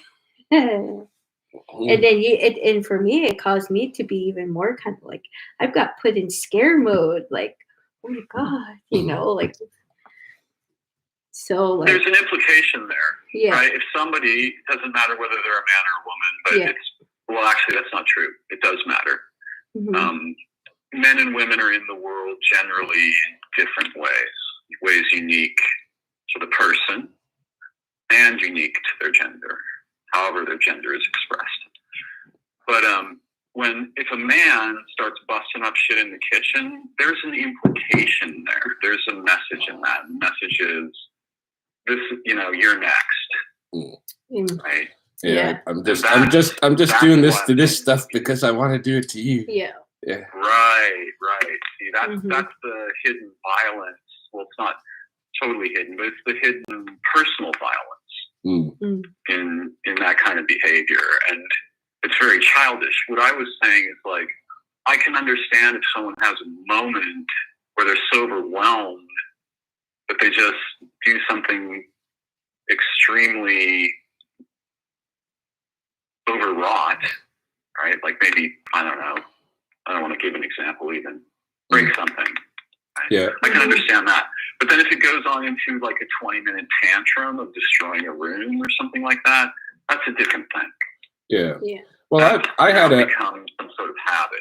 When I was breaking up with Mahoney one time, she was like, I was trying to have a conversation with her, and she was blasting My Chemical Romance songs, and I took her little Bluetooth speaker and chucked that sucker pretty damn hard.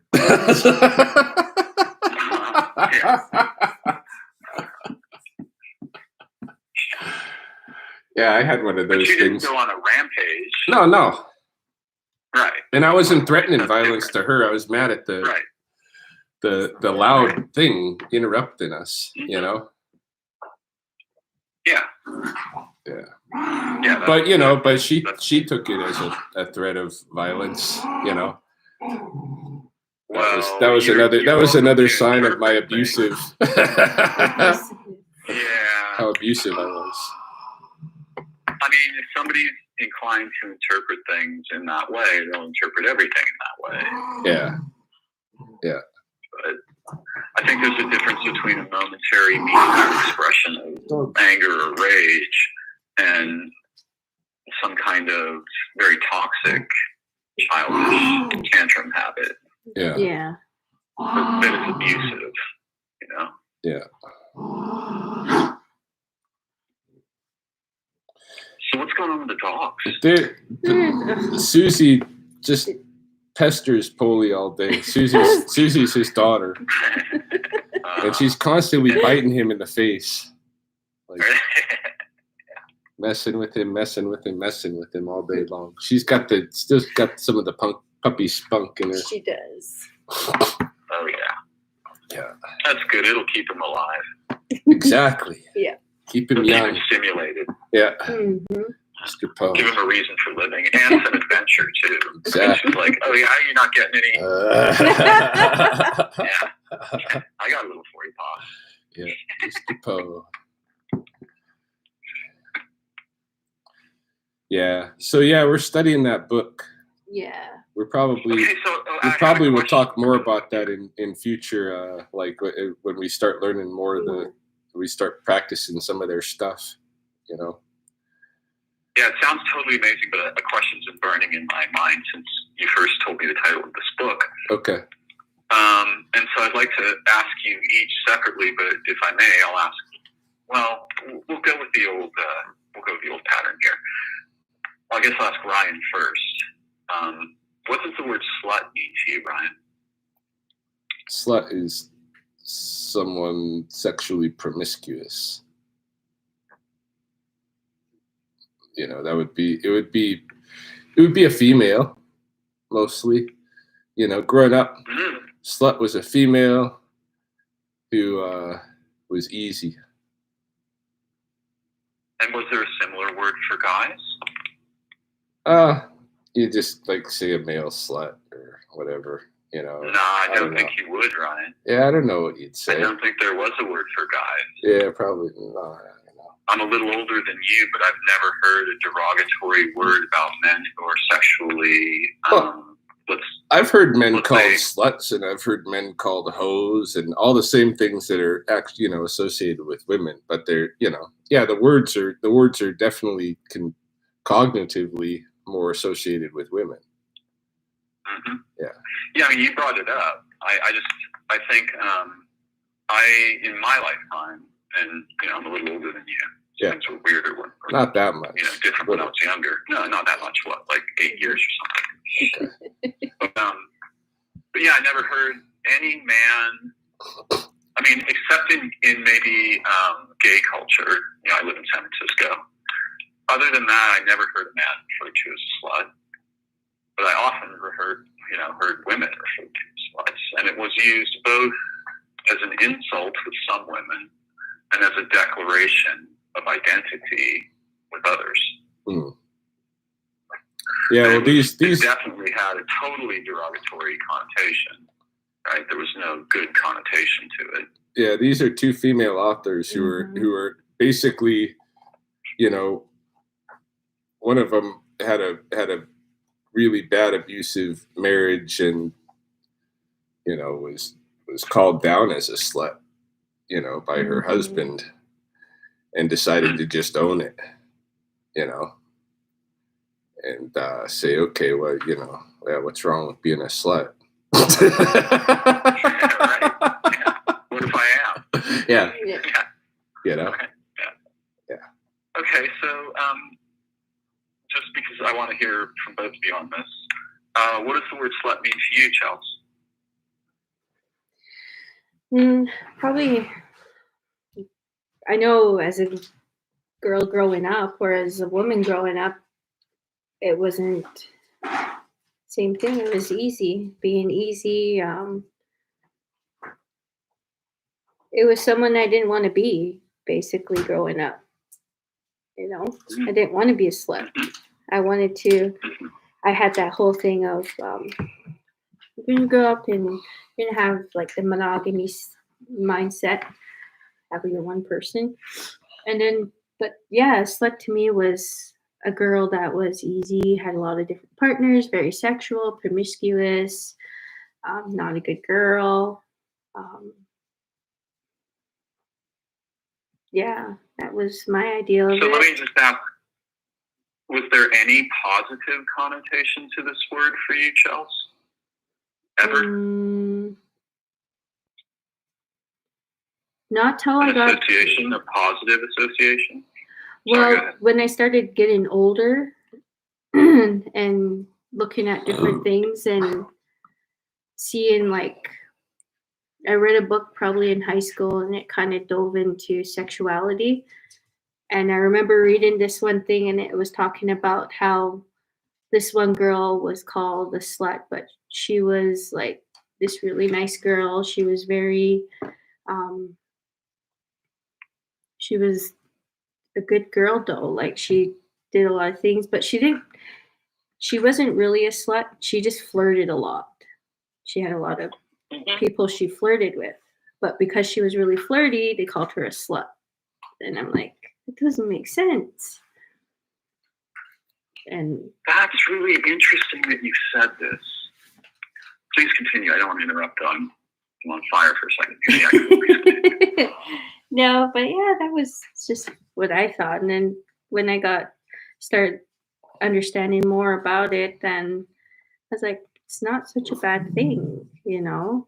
But I was already, by that time, like I was already in, I wasn't really interested in people, to tell you the truth, in high school. So, I don't know. What were you interested in? Get out of high school. This just reminds me. Can I just okay, but that's a negative interest, right? That's like get through the war zone. What did you want? When I wanted was I wanted space. I not necessarily I didn't like people. It's just I had a lot of friends. That's kind of like the weird part was that I was outgoing in high school. I had a lot of people I talked to, but at the same time I didn't really care. didn't really care for a lot of people. But I'm really like personable, really nice. But if it was my way, I would probably be alone most of the time. People are too much for me sometimes. I don't know if it's just because I feel the feelings that I just need to just need space from them majority of the time. But I do like people at times. But that was high school because I didn't understand. Like I didn't understand like how to a lot of it. Like it was just I was just reminded that I had one of my students interviewed me this week. Yeah. And like a bunch of personal history stuff. But a lot of the questions I really had the same answer to. Yeah. Like what brought you to Blackfoot territory? Like how, brought you up to Canada, and, what brought you into the Blackfoot community, and what are some of your interests, and what do you enjoy most about the Blackfoot community? And like all of them were pretty much the same. Girls.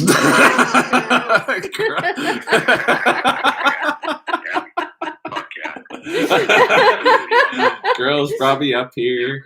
Yeah, I mean, just in case the listeners aren't getting this, Ryan he plays tough guy role all the time, but he's wildly romantic. What actually led him around in life was girl. Yeah, pretty much. Yeah. Yeah, I've been all yeah. Girl. Yeah, girls. Yep. Yeah. They're not girls, always a girl. Yeah. Well, no, there's always a girl, but there's often girls. Okay. Yeah. That makes sense. But there's always a girl. Yeah. For sure. So that thing that Chels said a little while ago about when she was talking about the girl who was called a slut, but she wasn't. She just liked to flirt with everyone. Yeah. That thing. I'm not really a sexual slut, per se, but I'm a relational slut. I like to flirt with everyone. Relationally. Right? And so I both get into trouble and have unusual opportunities because of that. But that's how I relate. Like, if people looked at me relationally, they might say something like, "Oh, he's a relational slut." I'd be like, "Yeah, you're right. That's true. I like to flirt. I mean, I like to flirt with trees." Or birds, or, a river. Look out, nature. Well,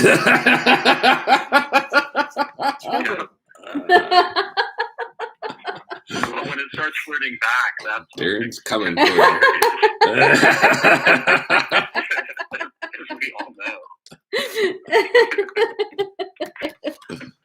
I remember, this is just a silly story, but so I have this tree that I'm really close with, and one time I asked it a question, and I said, "I want to know, are there fairies? Tell me what you know about fairies. Is there anything like this?"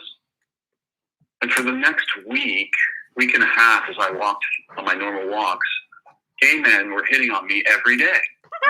Never happened before. Fairies are real. I went back to the tree and I was like, "Come on, are you serious? Of course I know there are fairies here." That's not what I was asking about. What are you doing this for?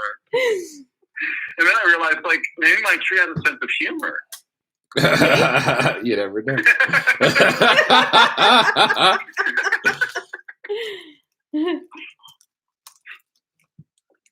Never happened since then. Never happened before. But for 1 week, there were like 7 instances of it.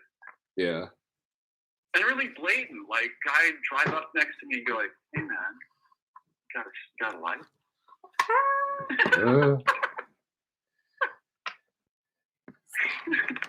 I'm not that slutty.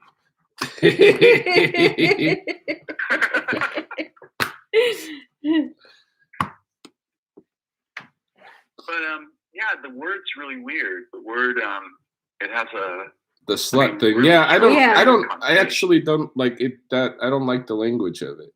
Really, the slut thing. Yeah. No, me neither. I don't. That's why I brought it up. I wouldn't. I don't. Personally, I don't identify with that word. But. Well, it's part of what you said earlier, Ryan. You're not malicious. Yeah. No. And honestly, the connotations of that word in general, from everything I know, they're fundamentally malicious. And I understand that sometimes we want to capture maybe the power of a word that's been used against people and then turn it into. Yeah. But I'm not automatically on that side, even though I understand that potential of that move. Yeah. Yeah, no, we're in Sometimes we need a agreement better there. word. Mm-hmm. Yeah, Mm-hmm. yeah, no, we're in agreement there. I'm not taking all their stuff wholesale, No. but they got some good techniques, and Yes. they've run into a lot of stuff, so they've got a lot of good, advice on things that they've thought through already. We're just Man, that sounds amazing. Yeah. we're just And most dealing of with us have to stumble around in the darkness yeah. in our, with our sexuality. Well, especially with something like this, because it's really like it's an alternative sexuality. It's like you're not allowed to. It's taboo. Less so today, Yeah. but yeah. Oh, it's pretty. Yeah, less Yeah. so. It's pretty damn taboo. I want to rephrase that. Yeah. Less so today, with unique and important exceptions in every specific location and time. Mm. Right? Like in each location, it's different. This is the problem with language. It makes us think we can capture the complexity with words. Yeah. I dare you to succeed at that. The poet has a chance. The speaker, not so much. Yeah. Living in San Francisco, we'd probably be all right. Yeah. Living in Lethbridge, exactly. and our community being tribal and basically just a extended family. We're an issue. Yeah. So yeah. I mean, even here, there's weird prejudice and hate, but generally speaking, it's like living in a magic zone. Yeah. Because everybody's unique way of being in love with somebody else or other people or whatever they're doing is pretty much celebrated. Yeah. Yeah. Married women live above me. And we all love them. Yeah. Yeah. Right? Yep. We all think they're awesome. Yeah. Well, like here, like being gay is not as taboo. You can, like, if you're Really? Yeah, if you're gay and you're in a gay couple or whatever, that's not as taboo as being in a polyamorous thing. But I mean, let me just ask this question, and I'm a fucking straight guy. Shit. Isn't it essentially true that, like, having multiple relationships or being overtly promiscuous, at least I'm not as in touch with lesbian culture as I am with gay male culture. But among gay males around here, it just seems to be the order of the day. Like, some guys partner up, and some guys play the field, and it seems totally accepted mostly. Here, it seems like gay people partner up, and they're monogamous. Yeah, they are. Yeah, it might be too dangerous to do the other thing. Yeah. Yeah. And there's probably serial monogamy, mind you. Their relationships don't necessarily. Sure. I don't know many gay people But who have what's long-term by the way? relationships. No, relationship to relationship. Yeah. But they're always like monogamous when they're in it. Yeah. Interesting. To our knowledge. Yeah.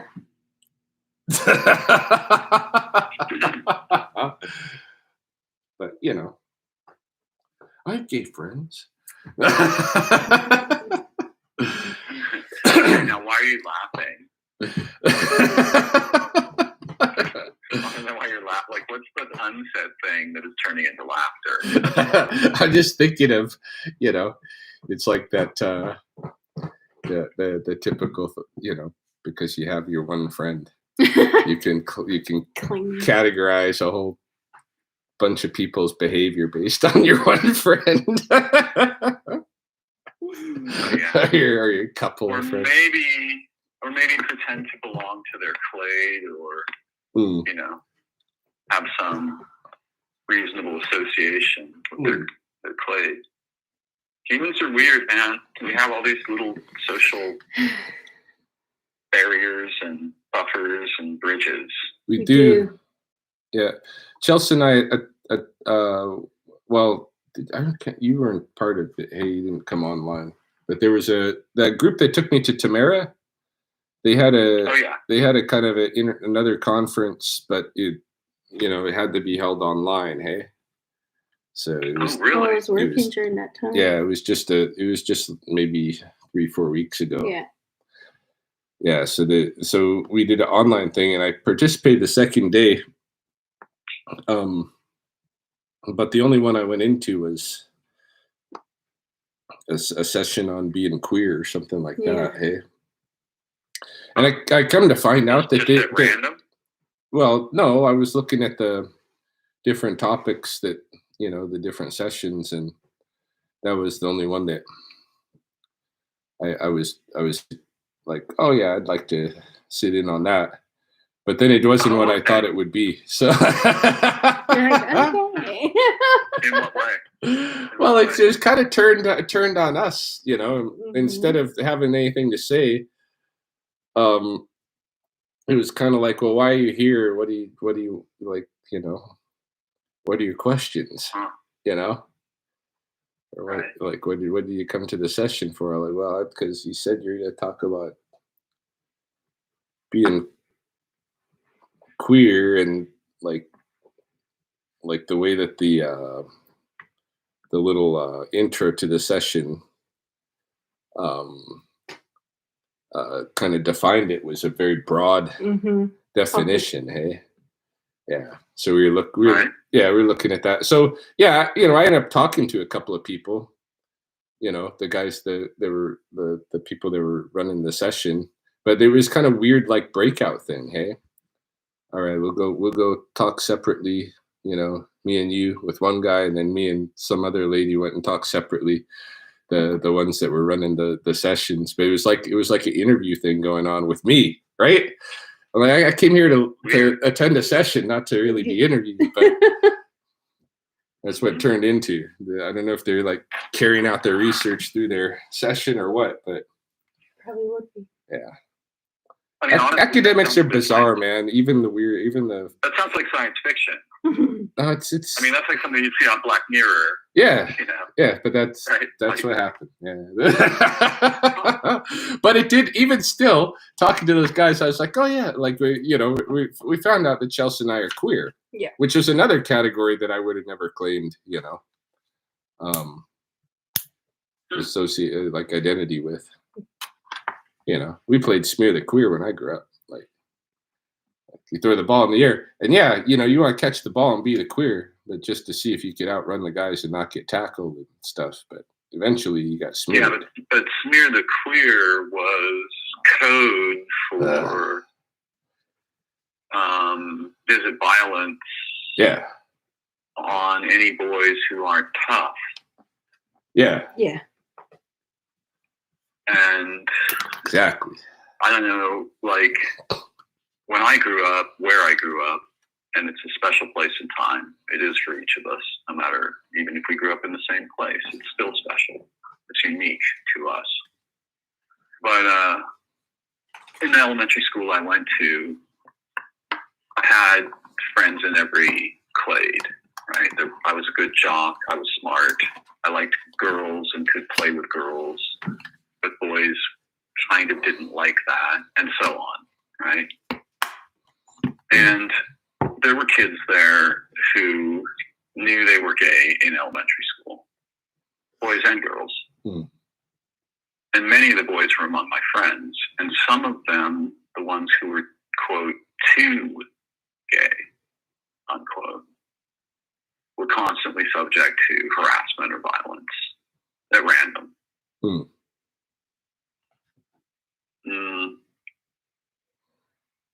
I would say mostly I defended them until a certain age. And then on a couple of occasions, I joined in harassing them, or I didn't hurt any of them, but I remember how that was. And some of those boys I didn't talk to again for like 40 years. Mm. So that I didn't actually know for a fact they were gay when they were children. Right? Mm. But when I contacted them and we had conversations 40 years later, they were like, yeah, I loved you, or I loved this other boy, or yeah.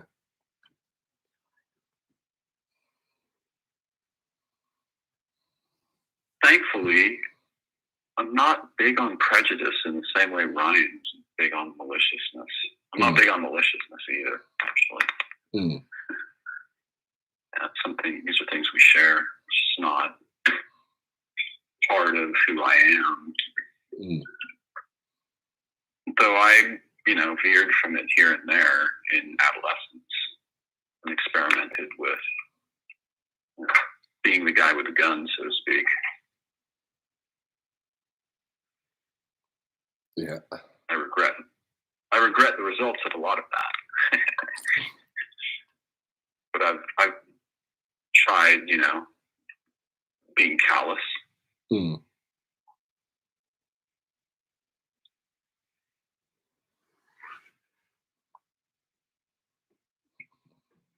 So yeah, I'm not big on the slut word, but the book sounds astonishing. And by the way, copywriters get involved in titling books. People want to make money. Yeah. They think about, what would be catchy. Yeah. Yeah. So I get all that. I think it's got a hook, right? The ethical slut. There's a hook there. Yeah. No, it's been around a while, and it's third edition. Third edition of it. Yeah.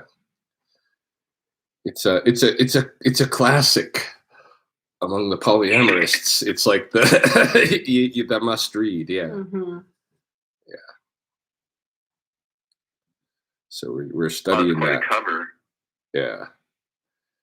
Yeah, we're gonna study that carefully. Carefully. There's some really good stuff in there. What are some other things that you saw, Ryan, that you were impressed by? Well, if they come to mind, the things that we gotta deal with are like jealousy and anger stuff. Hey, because like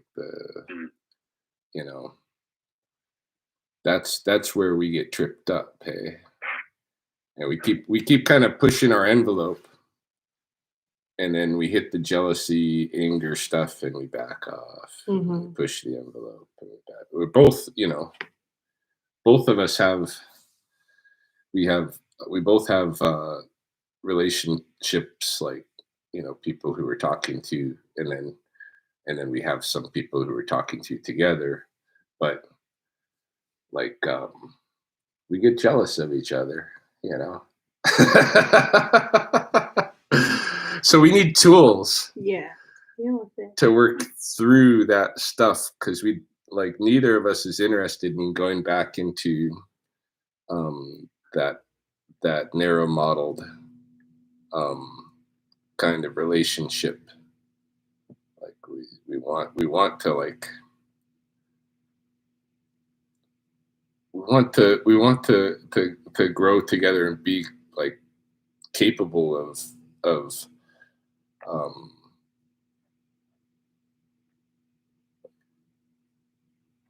navigating through whatever kind of relationships we think we might benefit from,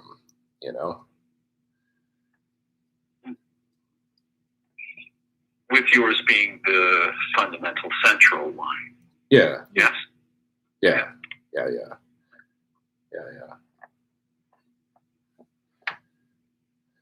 Yeah. Well, you have to have security. Like there has to be some kind of sense of security, right? So your relationship is fundamental and essential, but at the same time, like there's a whole section in this book on how to deal with breakups too. Like if it turns out that our relationship doesn't work, we want to be able to deal with that in a healthy way too. But we don't suspect this going there at all. But they do. But we also found it weird, like when we started to get into polyamory and we hear the hierarchization of relationships, and people like referring to each other as like their primaries and secondaries and stuff. To us, the language of that sounded all weird, and the hierarchization of it in general, like, I don't know if I'd want to be a secondary or whatever, right? Like whatever that, it just sounds bad. And it's, I don't know. There's a weird thing that goes on there too, that like when we first started experimenting and hearing that language and seeing the way people arrange their different relationships. Yeah, that seemed a little off to us. Wasn't something we want to adopt like wholesale either. But then we both are very happy to have the sense of security that we're like committed to each other, and to like, you know, exploring this stuff together, right? We need that safe partnership to do that. You can't do it. I mean, this brings to mind a question, and feel free to even rephrase it if necessary, but it seems to me, from what I know of you both, that what I'll refer to as ancillary relationships nourish your central relationship together. Hopefully that's the way it is. I think most of the time it is, certainly. Well, is that the intent? Is there a different intent? Well, I don't think that's always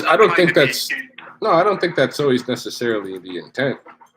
Like, I don't necessarily open the door to another relationship based on the idea that it will augment, you know, or they'll do something for me and Chelsea's relationship.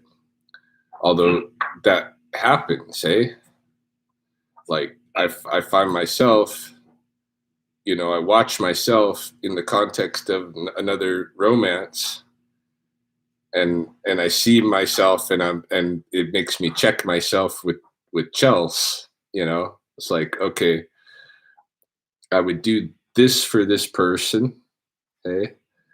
That's, you know, something special that like I might not do at home. Why am I doing this for this person when I wouldn't do it necessarily normally, right? There's an interesting question. Yeah. Well, sometimes there's good reason. You know, one time with Mahoney, I got in big trouble for doing something out of character, and it was totally like innocent, you know. But I had gone down to Kalispell to meet my cousin, my female cousin, and it was one of the first times that I'd met her. She was bringing her mom, and they were having the Kalispell Fair at the time, you know, just basically a midway thing and rodeo and stuff, right? Mm-hmm. So Ryan doesn't go to such places. I love it when you refer to yourself in the third person. That's all. Yeah. So Ryan doesn't go to those kind of places generally, right? When Whip Up Days is happening here, Ryan doesn't go. But in Kalispell, you know, with my cousin, I decided to go because that was what, you know, her and her mom wanted to do, go to the fair and stuff, and they thought that would be a fun context to, you know, hang out with each other and do rides and stuff. So we did that. Mm-hmm. And, you know, but because it's out of character, Mahoney blew up, and of course I must be fucking my cousin. Why would I ever go to a fair with anybody? I don't go to carnival stuff. That's like I resist that so strongly. Why would I ever do that for anybody unless I was fucking them? You know? All right. So all right. Kelly Moran. Yeah. Keep safe, Ryan and Chels. Typical. Thanks, Kelly. Relatively typical. Yeah. Yeah. But I mean, so sometimes there's stuff you'll do in the context of another relationship that's out of character for you in your, you know, in your home relationship, but there's nothing wrong with that. You're just like meeting another person in their kind of home turf, in their context, or participating in something that they're going to find some joy in or whatever, you know. Maybe it's not your thing, but like. Right, exactly. Yeah. Also, you're with family, even if it's extended family. Yeah. And, you know, they have a plan for the day or an idea, and you just go along with them. Yeah. Of course. Yeah. But there just seems to be like, you know, there's accounting on both sides. And certainly I take notice, you know, myself, if I'm doing something in a relationship with someone, or I take notice, and if there's something that I think, oh, like I should be doing. So there are benefits I think that have come, you know, from some from the ancillary relationships in that sense, seeing something that I'll do somewhere else, and then making sure I gotta, I gotta do that at home too if I'm doing that somewhere else. Or at least you need to understand what's going on with the behavior. Yeah. Right? You see into it in some way. Yeah. If I'm behaving this way here, what's different over there? Yeah. So on. But I also understood your answer to my question. No, it's not simply that. And I'd love to hear anything Chels has to say about this. Chels is chomping at the I've heard bit. the sound of male voices so long.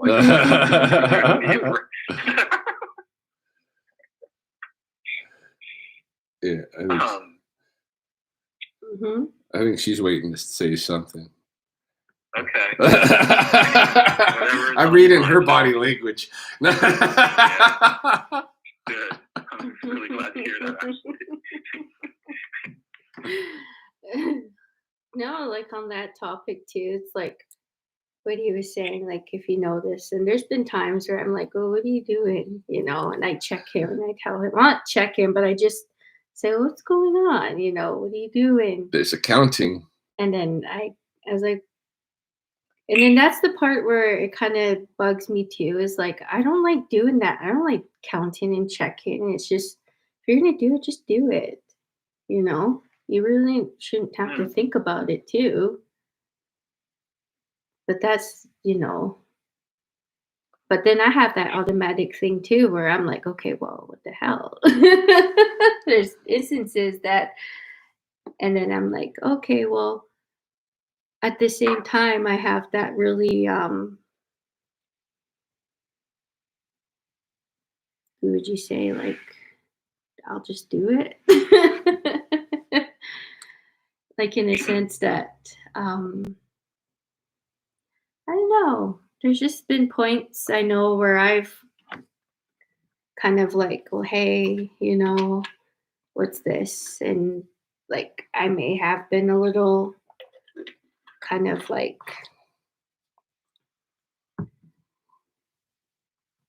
what would you say? Like, you did that, but you do it here? Or what's going on? You did that there and you're not doing it here? But he was saying the counting thing. And I'm like, but it just sounds so like not fun doing that, And I'm like, I don't want to do that. No. It was like, there was 2 months in a row where I was buying a lot of birthday gifts, Mm-hmm. in one of my relationships, but there was a bunch of like birthdays going on, but it just seemed like I was like putting a lot of resources, into my relationships there rather, and not as much here. Hey, something like that. Yeah. There was a comparison, but then, like there wasn't really a comparison to be made in my mind, because it's a totally different set of circumstances and relationships and stuff, and if you really want to do accounting,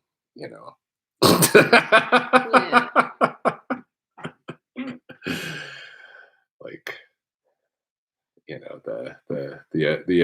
the amount of energy I put into one is nothing compared to what I put really into my home relationship, so. But if you really want to start breaking down an accounting and see where my energy goes, it goes home for the most part. But well, one of the things you said earlier, there's a couple of things in my mind at the moment, and I want to maybe hear from Chels a whole bunch more too. Mm-hmm. But you said something like you want to have a secure relationship to work from. Yeah. I'm paraphrasing wildly. Yeah. But that's not actually true, because that's an abstract idea, right? That's very logical of you, Ryan. But what you actually have is that you guys are both in love with each other. Right. And there's nothing abstract about that at all. I didn't call it abstract. You did. You're giving me the description. You're like, well, you want to have a secure relationship to work from. Yeah. Right. And that sounds like somebody's pragmatically evaluating a circumstance. Yeah, well, you do No? though. Well, you do. You have to feel secure, hey? Like if we didn't feel secure, we can't talk to nobody else. You know? That's really important, that one thing. Yeah. That's really important. That I completely trust. Yeah. No, that's a reality. Hey, like unless we Once know. we start explaining it and describing why, then I get confused. But Yeah. what you said right there, I completely trust it. Yeah. No, and that's what I mean too. With like we keep like we'll push the boundary, and we'll run into that place where it feels like we've threatened something, then we back the heck off, right? You know, like because something we've triggered anger, we've triggered jealousy, we've triggered some kind of we've triggered somebody just feeling like hurt. Oh yeah, whatever, right? But I think almost in every case, if somebody is hurt or frightened, or they're having other emotions, it's because the centrality and the integrity of the home relationship feels threatened. Yeah, exactly. That's what I mean. You have to have that. The safety thing is the number one concern. So you can explore from there, but you have to have that safe home. Yeah. The thing is, there's all kinds of descriptions and categories, but your relationship between you and Chels is absolutely unique, even if it fits into categories. Yeah. Yeah, it is. It's probably more unique than it's fit. Oh, it's super unique. Me and Chelsea's. Yeah. And I respect that and want to highlight that for a moment. Just honor it. Yeah. But I'm really curious about a second question, that is power dynamics. So, do either of you have anything to say about power dynamics? I can ask a more specific question, but I'll start ambiguous.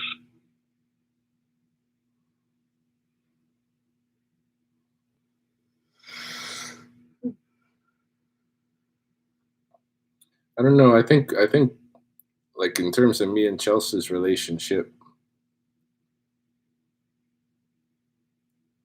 I don't know. I think we probably consciously try to make sure there's a sense of an equilibrium of power.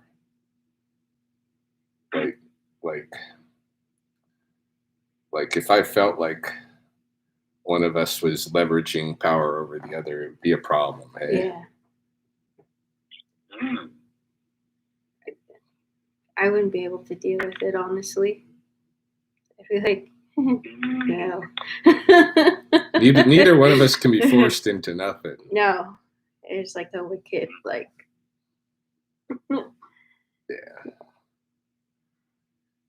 Yeah. We entered into this relationship, pretty differently, like than our previous relationships. Like kind of some of the agreements and some of the assumptions and stuff. We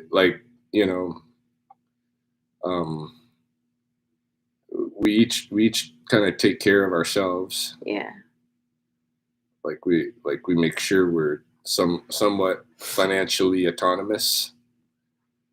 That like neither of us has to feel like, okay, well, if we're being carried or this person's taking care of me at all. Like the taking care of us stuff is over and above the basic stuff we split 50-50, and then if we like gift each other and do nice things, that's beyond that. Yeah, but are like Ryan, you're cracking me up. What? I didn't have that in a relationship before. I had to put my check into the combined checking account, and then she controlled the money, right? And yeah. And like even though we were both contributing before in my previous marriage, we were both like have a paycheck and everything. Like there were tensions over finances because she controlled them. You know, there were things. Is there anything about that is in any way traditional? Or not? Well, yeah, but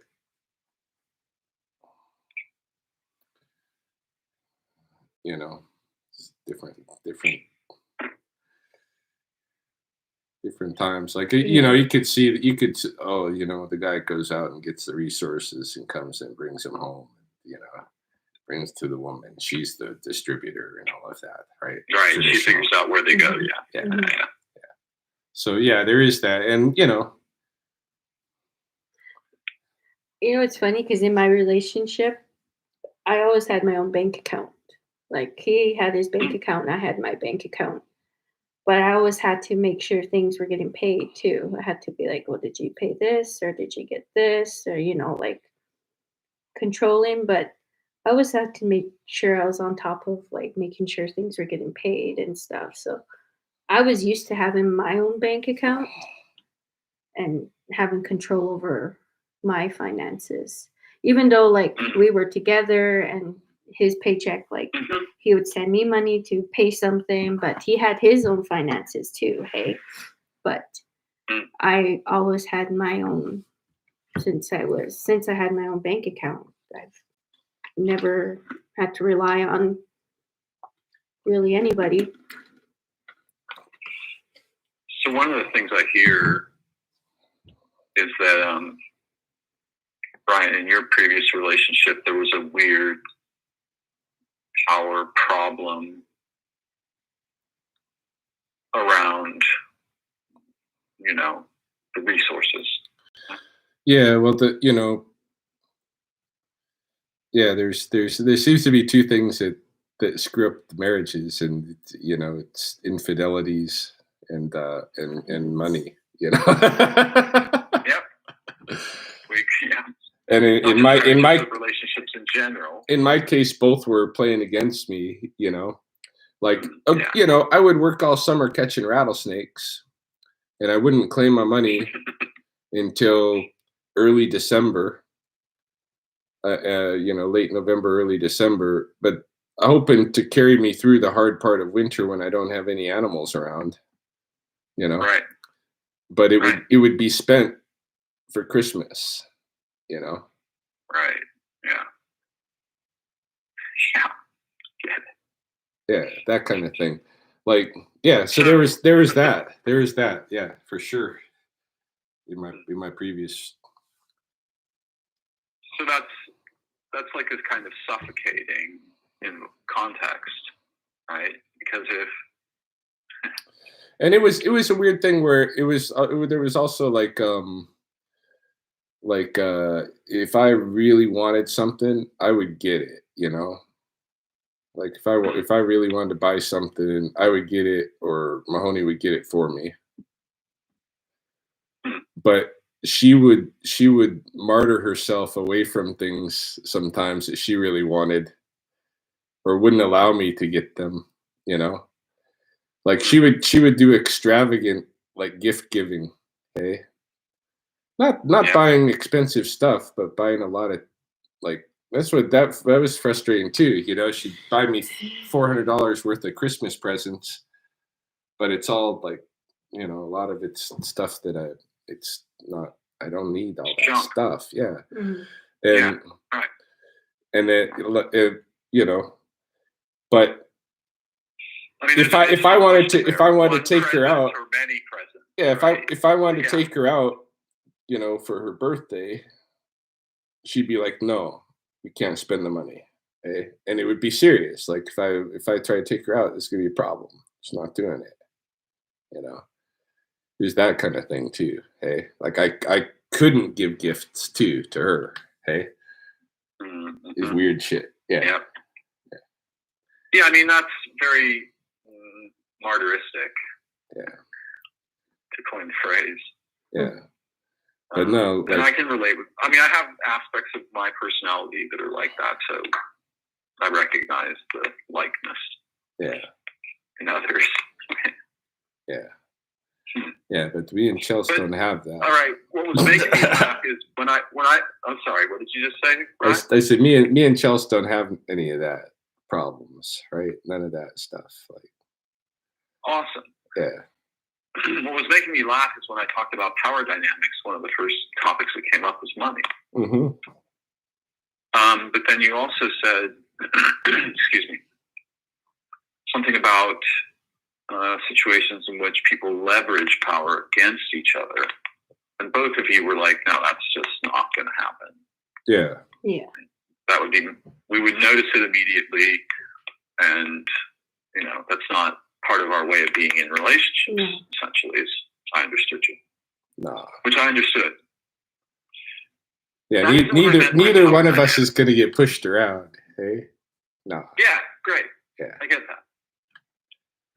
But, and you may have already answered my question. I could be hard-headed about this. But when I asked about power dynamics, I meant something like, and I'm going to use clumsy language here. Is one of you slightly more vulnerable in the relationship? Is one of you slightly more submissive? Is one of you more dominant? Do you exchange these rules? That kind of stuff is what I was asking about. Not really. Like Chelsea likes to play submissive in a relationship, but in terms of the real relationship, she's not really submissive. No. See, this is the kind of shit that I wanted to understand. Yeah. Please continue. Yeah. So, like, I don't feel like there's any like that she or I are more vulnerable in this relationship, one or the other of us. Right. I don't think so. We both took huge risks to enter into this relationship. We're both super vulnerable in a lot of respects, but then we're also not. Like, if we weren't in this relationship, everybody would just be like, yeah, we all knew it,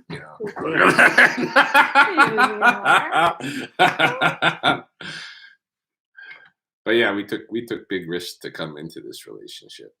We had to, obviously, I left a marriage, and Chelsea's basically like had to insist that she wants to be in this relationship because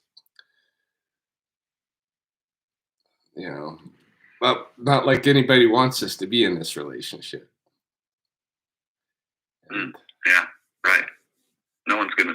Few people will celebrate it. I'm among them. Yeah. Chels. Yes. Anything you have to put in? I'd love to hear from you. With the whole there's the last question I asked. Is anyone more vulnerable? The same basic things. Yeah. No, when he went on, I like to play submissive and all that, but I'm really not. There's this whole thing that in order for me to go into that kind of role or play that kind of role, that submissive role, it's really for me, it's I feel really safe. I give him that. And when we're playing that role, it's more of a compliment to him in the end. And wow. And because of Because like really in all reality, I don't really care to be controlled, just like how he doesn't either.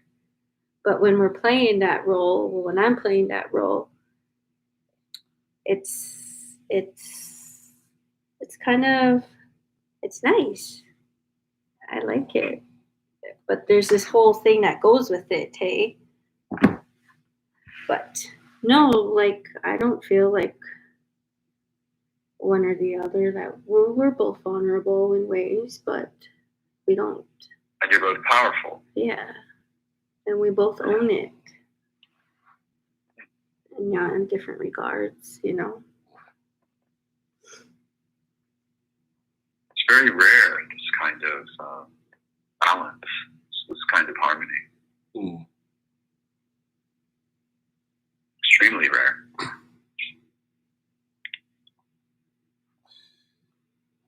Yeah, I don't know. I think we've been aligning things. I mean, you run the risk of making all the rest of us jealous, is what I'm trying to say. Yeah, well, we've definitely been trying to like set things up so that we're enjoying life and living and growing together and not making the same relational mistakes that we've made before. You know. Yeah, that's vital awareness. And not accepting like from each other, you know, like stepping away from that, really, you know, like that kind of understanding. Not that either of us have tried, but but I don't think we'd put up with it, you know, if one of us tried suddenly started, you know, trying to control the other or something, you know. It's not gonna work. Yeah, that wasn't so much what I was asking about. No. More just like, it's really common in almost every relationship I've ever seen between a man and a woman. Somebody's got the power. Someone has primacy in the relationship. Just a felt sense of imbalance. And so I was curious if there was anything like this in your relationship, and from what you said, I can't see that there is. I've seen almost zero relationships with that quality in my short life. Is it different for you? Have you seen relationships in which the power really seems to be shared equally? Am I missing something here?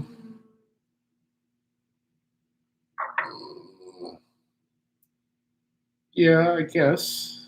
I don't know. Like, what do you think about Marcy now? Should we even talk names? Yeah. But we know know couples that couples, seem to be yeah. pretty balanced. Yeah. You know, and respectful of each other and pretty balanced. Yeah. Like the you know, one person, you can see how they both have power. Yeah. You know, they both have a good degree of power in their relationship. I can't see where one has more power than the other, you know? So we know people like that. Yeah. Yeah. It may just be that my experience is narrow. Or perhaps that I'm projecting. Hopefully the former.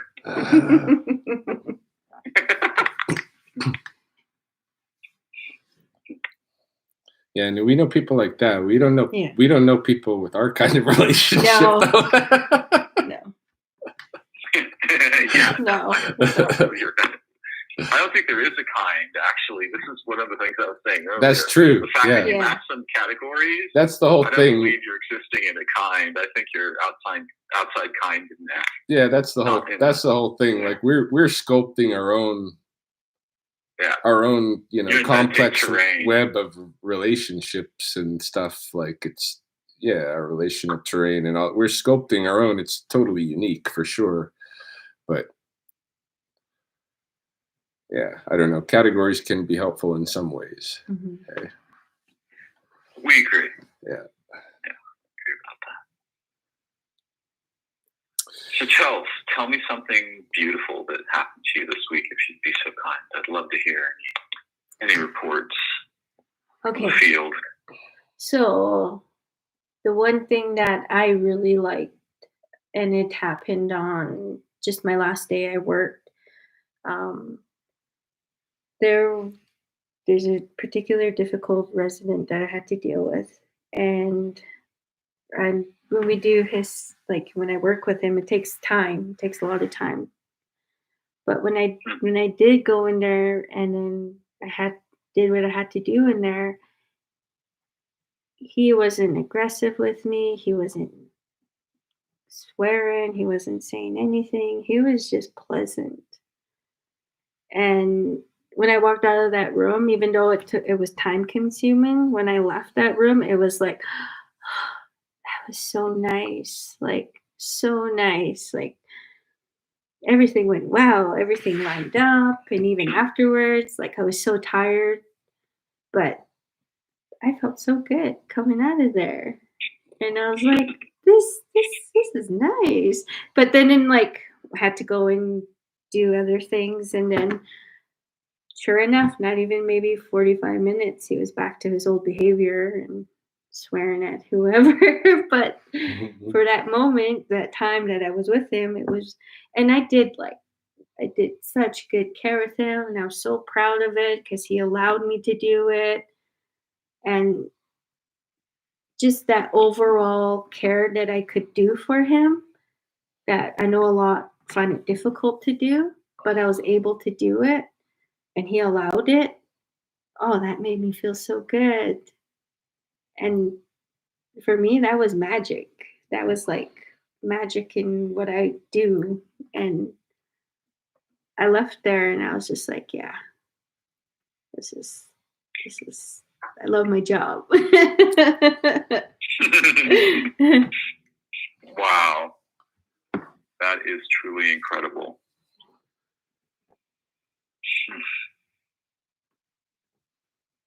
Yeah, that was something that I really, really, really cherish. Sometimes we could do well, other times it just it doesn't work out, but we still have to take care of them in the end. It's deeply heroic, your path and nursing and your family, Brian. And it's clear to me that when you succeed, it's better than a victory in battle. Victory in battle is only modestly glorious. Victory in love, that's truly glorious. Yeah.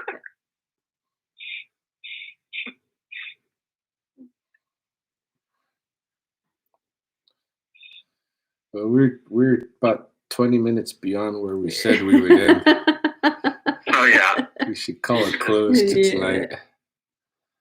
Sure, but before we do, Rye, something beautiful in your life in the past week. Something beautiful in the past week. Yeah. We had a good day at the river. I really like going in the river the other day with the kids. Oh yeah, saw a few photos. Yeah. I had fun turning rocks and stuff. What did you find? I think it was a dragonfly larva, alien looking. Oh yeah. Super alien creature. It's in my hand. Yep. There's two creatures in my hand in the photo that I took with Reed.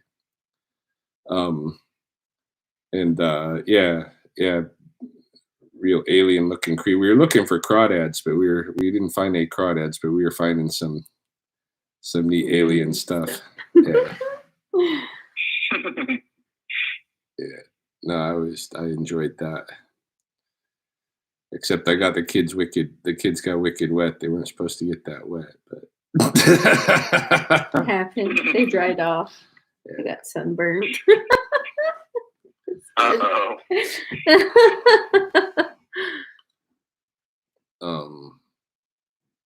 Yeah, I don't know. When I think of the past week, I think that, like, being in the river turning rocks was a highlight for me.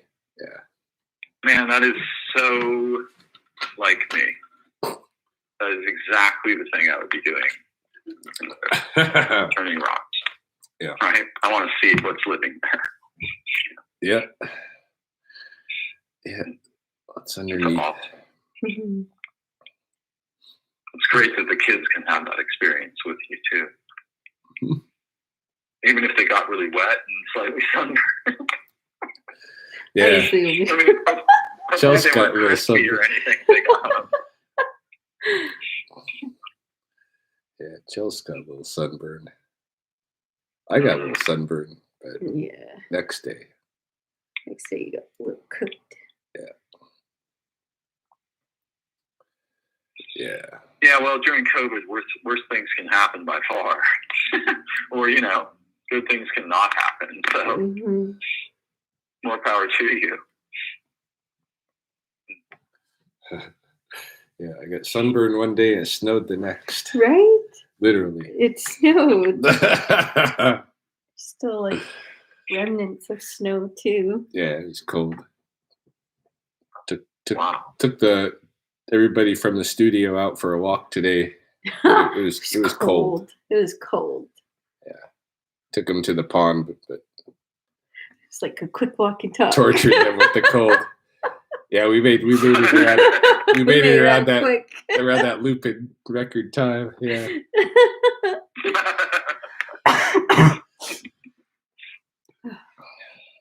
How's your cough been, Chels?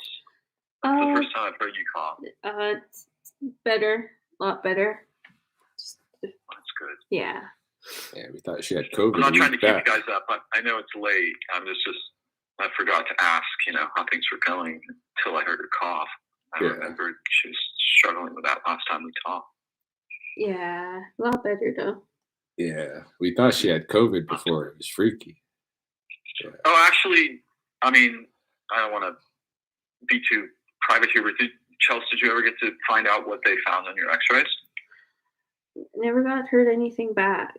And I've been meaning to call, but I just haven't yet. I'm curious to find out too, but I forget about it.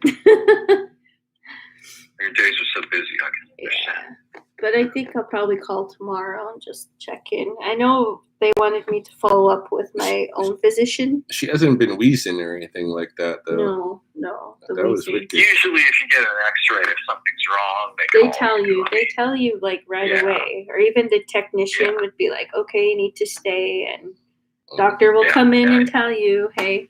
And that was the thing, was like when I was there, I was like, "Well, if it's really serious, they would, tell me something." Because like I know like when where I work, if it's something major, they tell you right away. Yeah. Right. Yeah.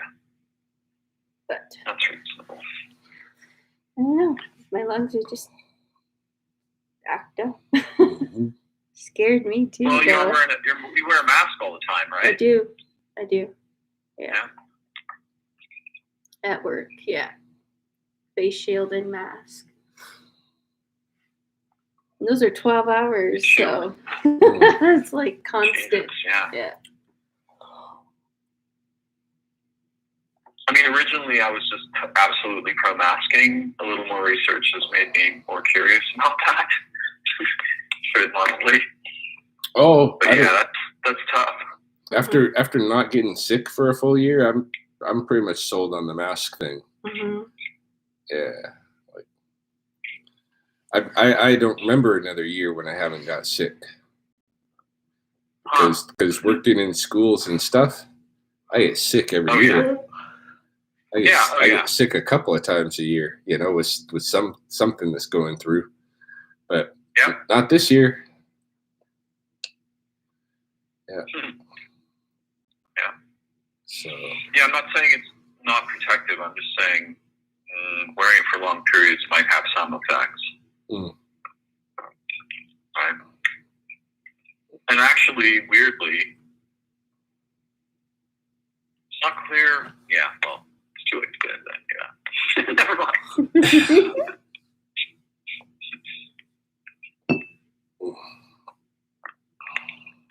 So anything before we wrap up?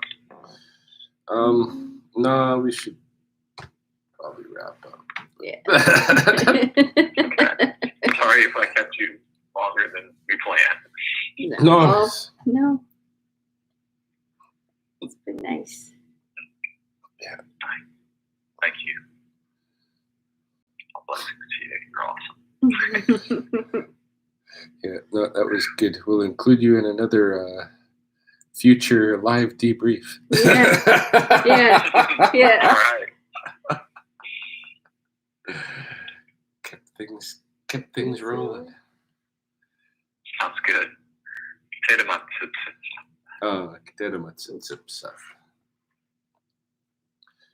All right.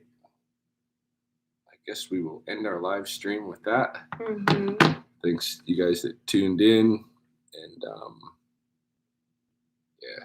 see you again next week. Good night.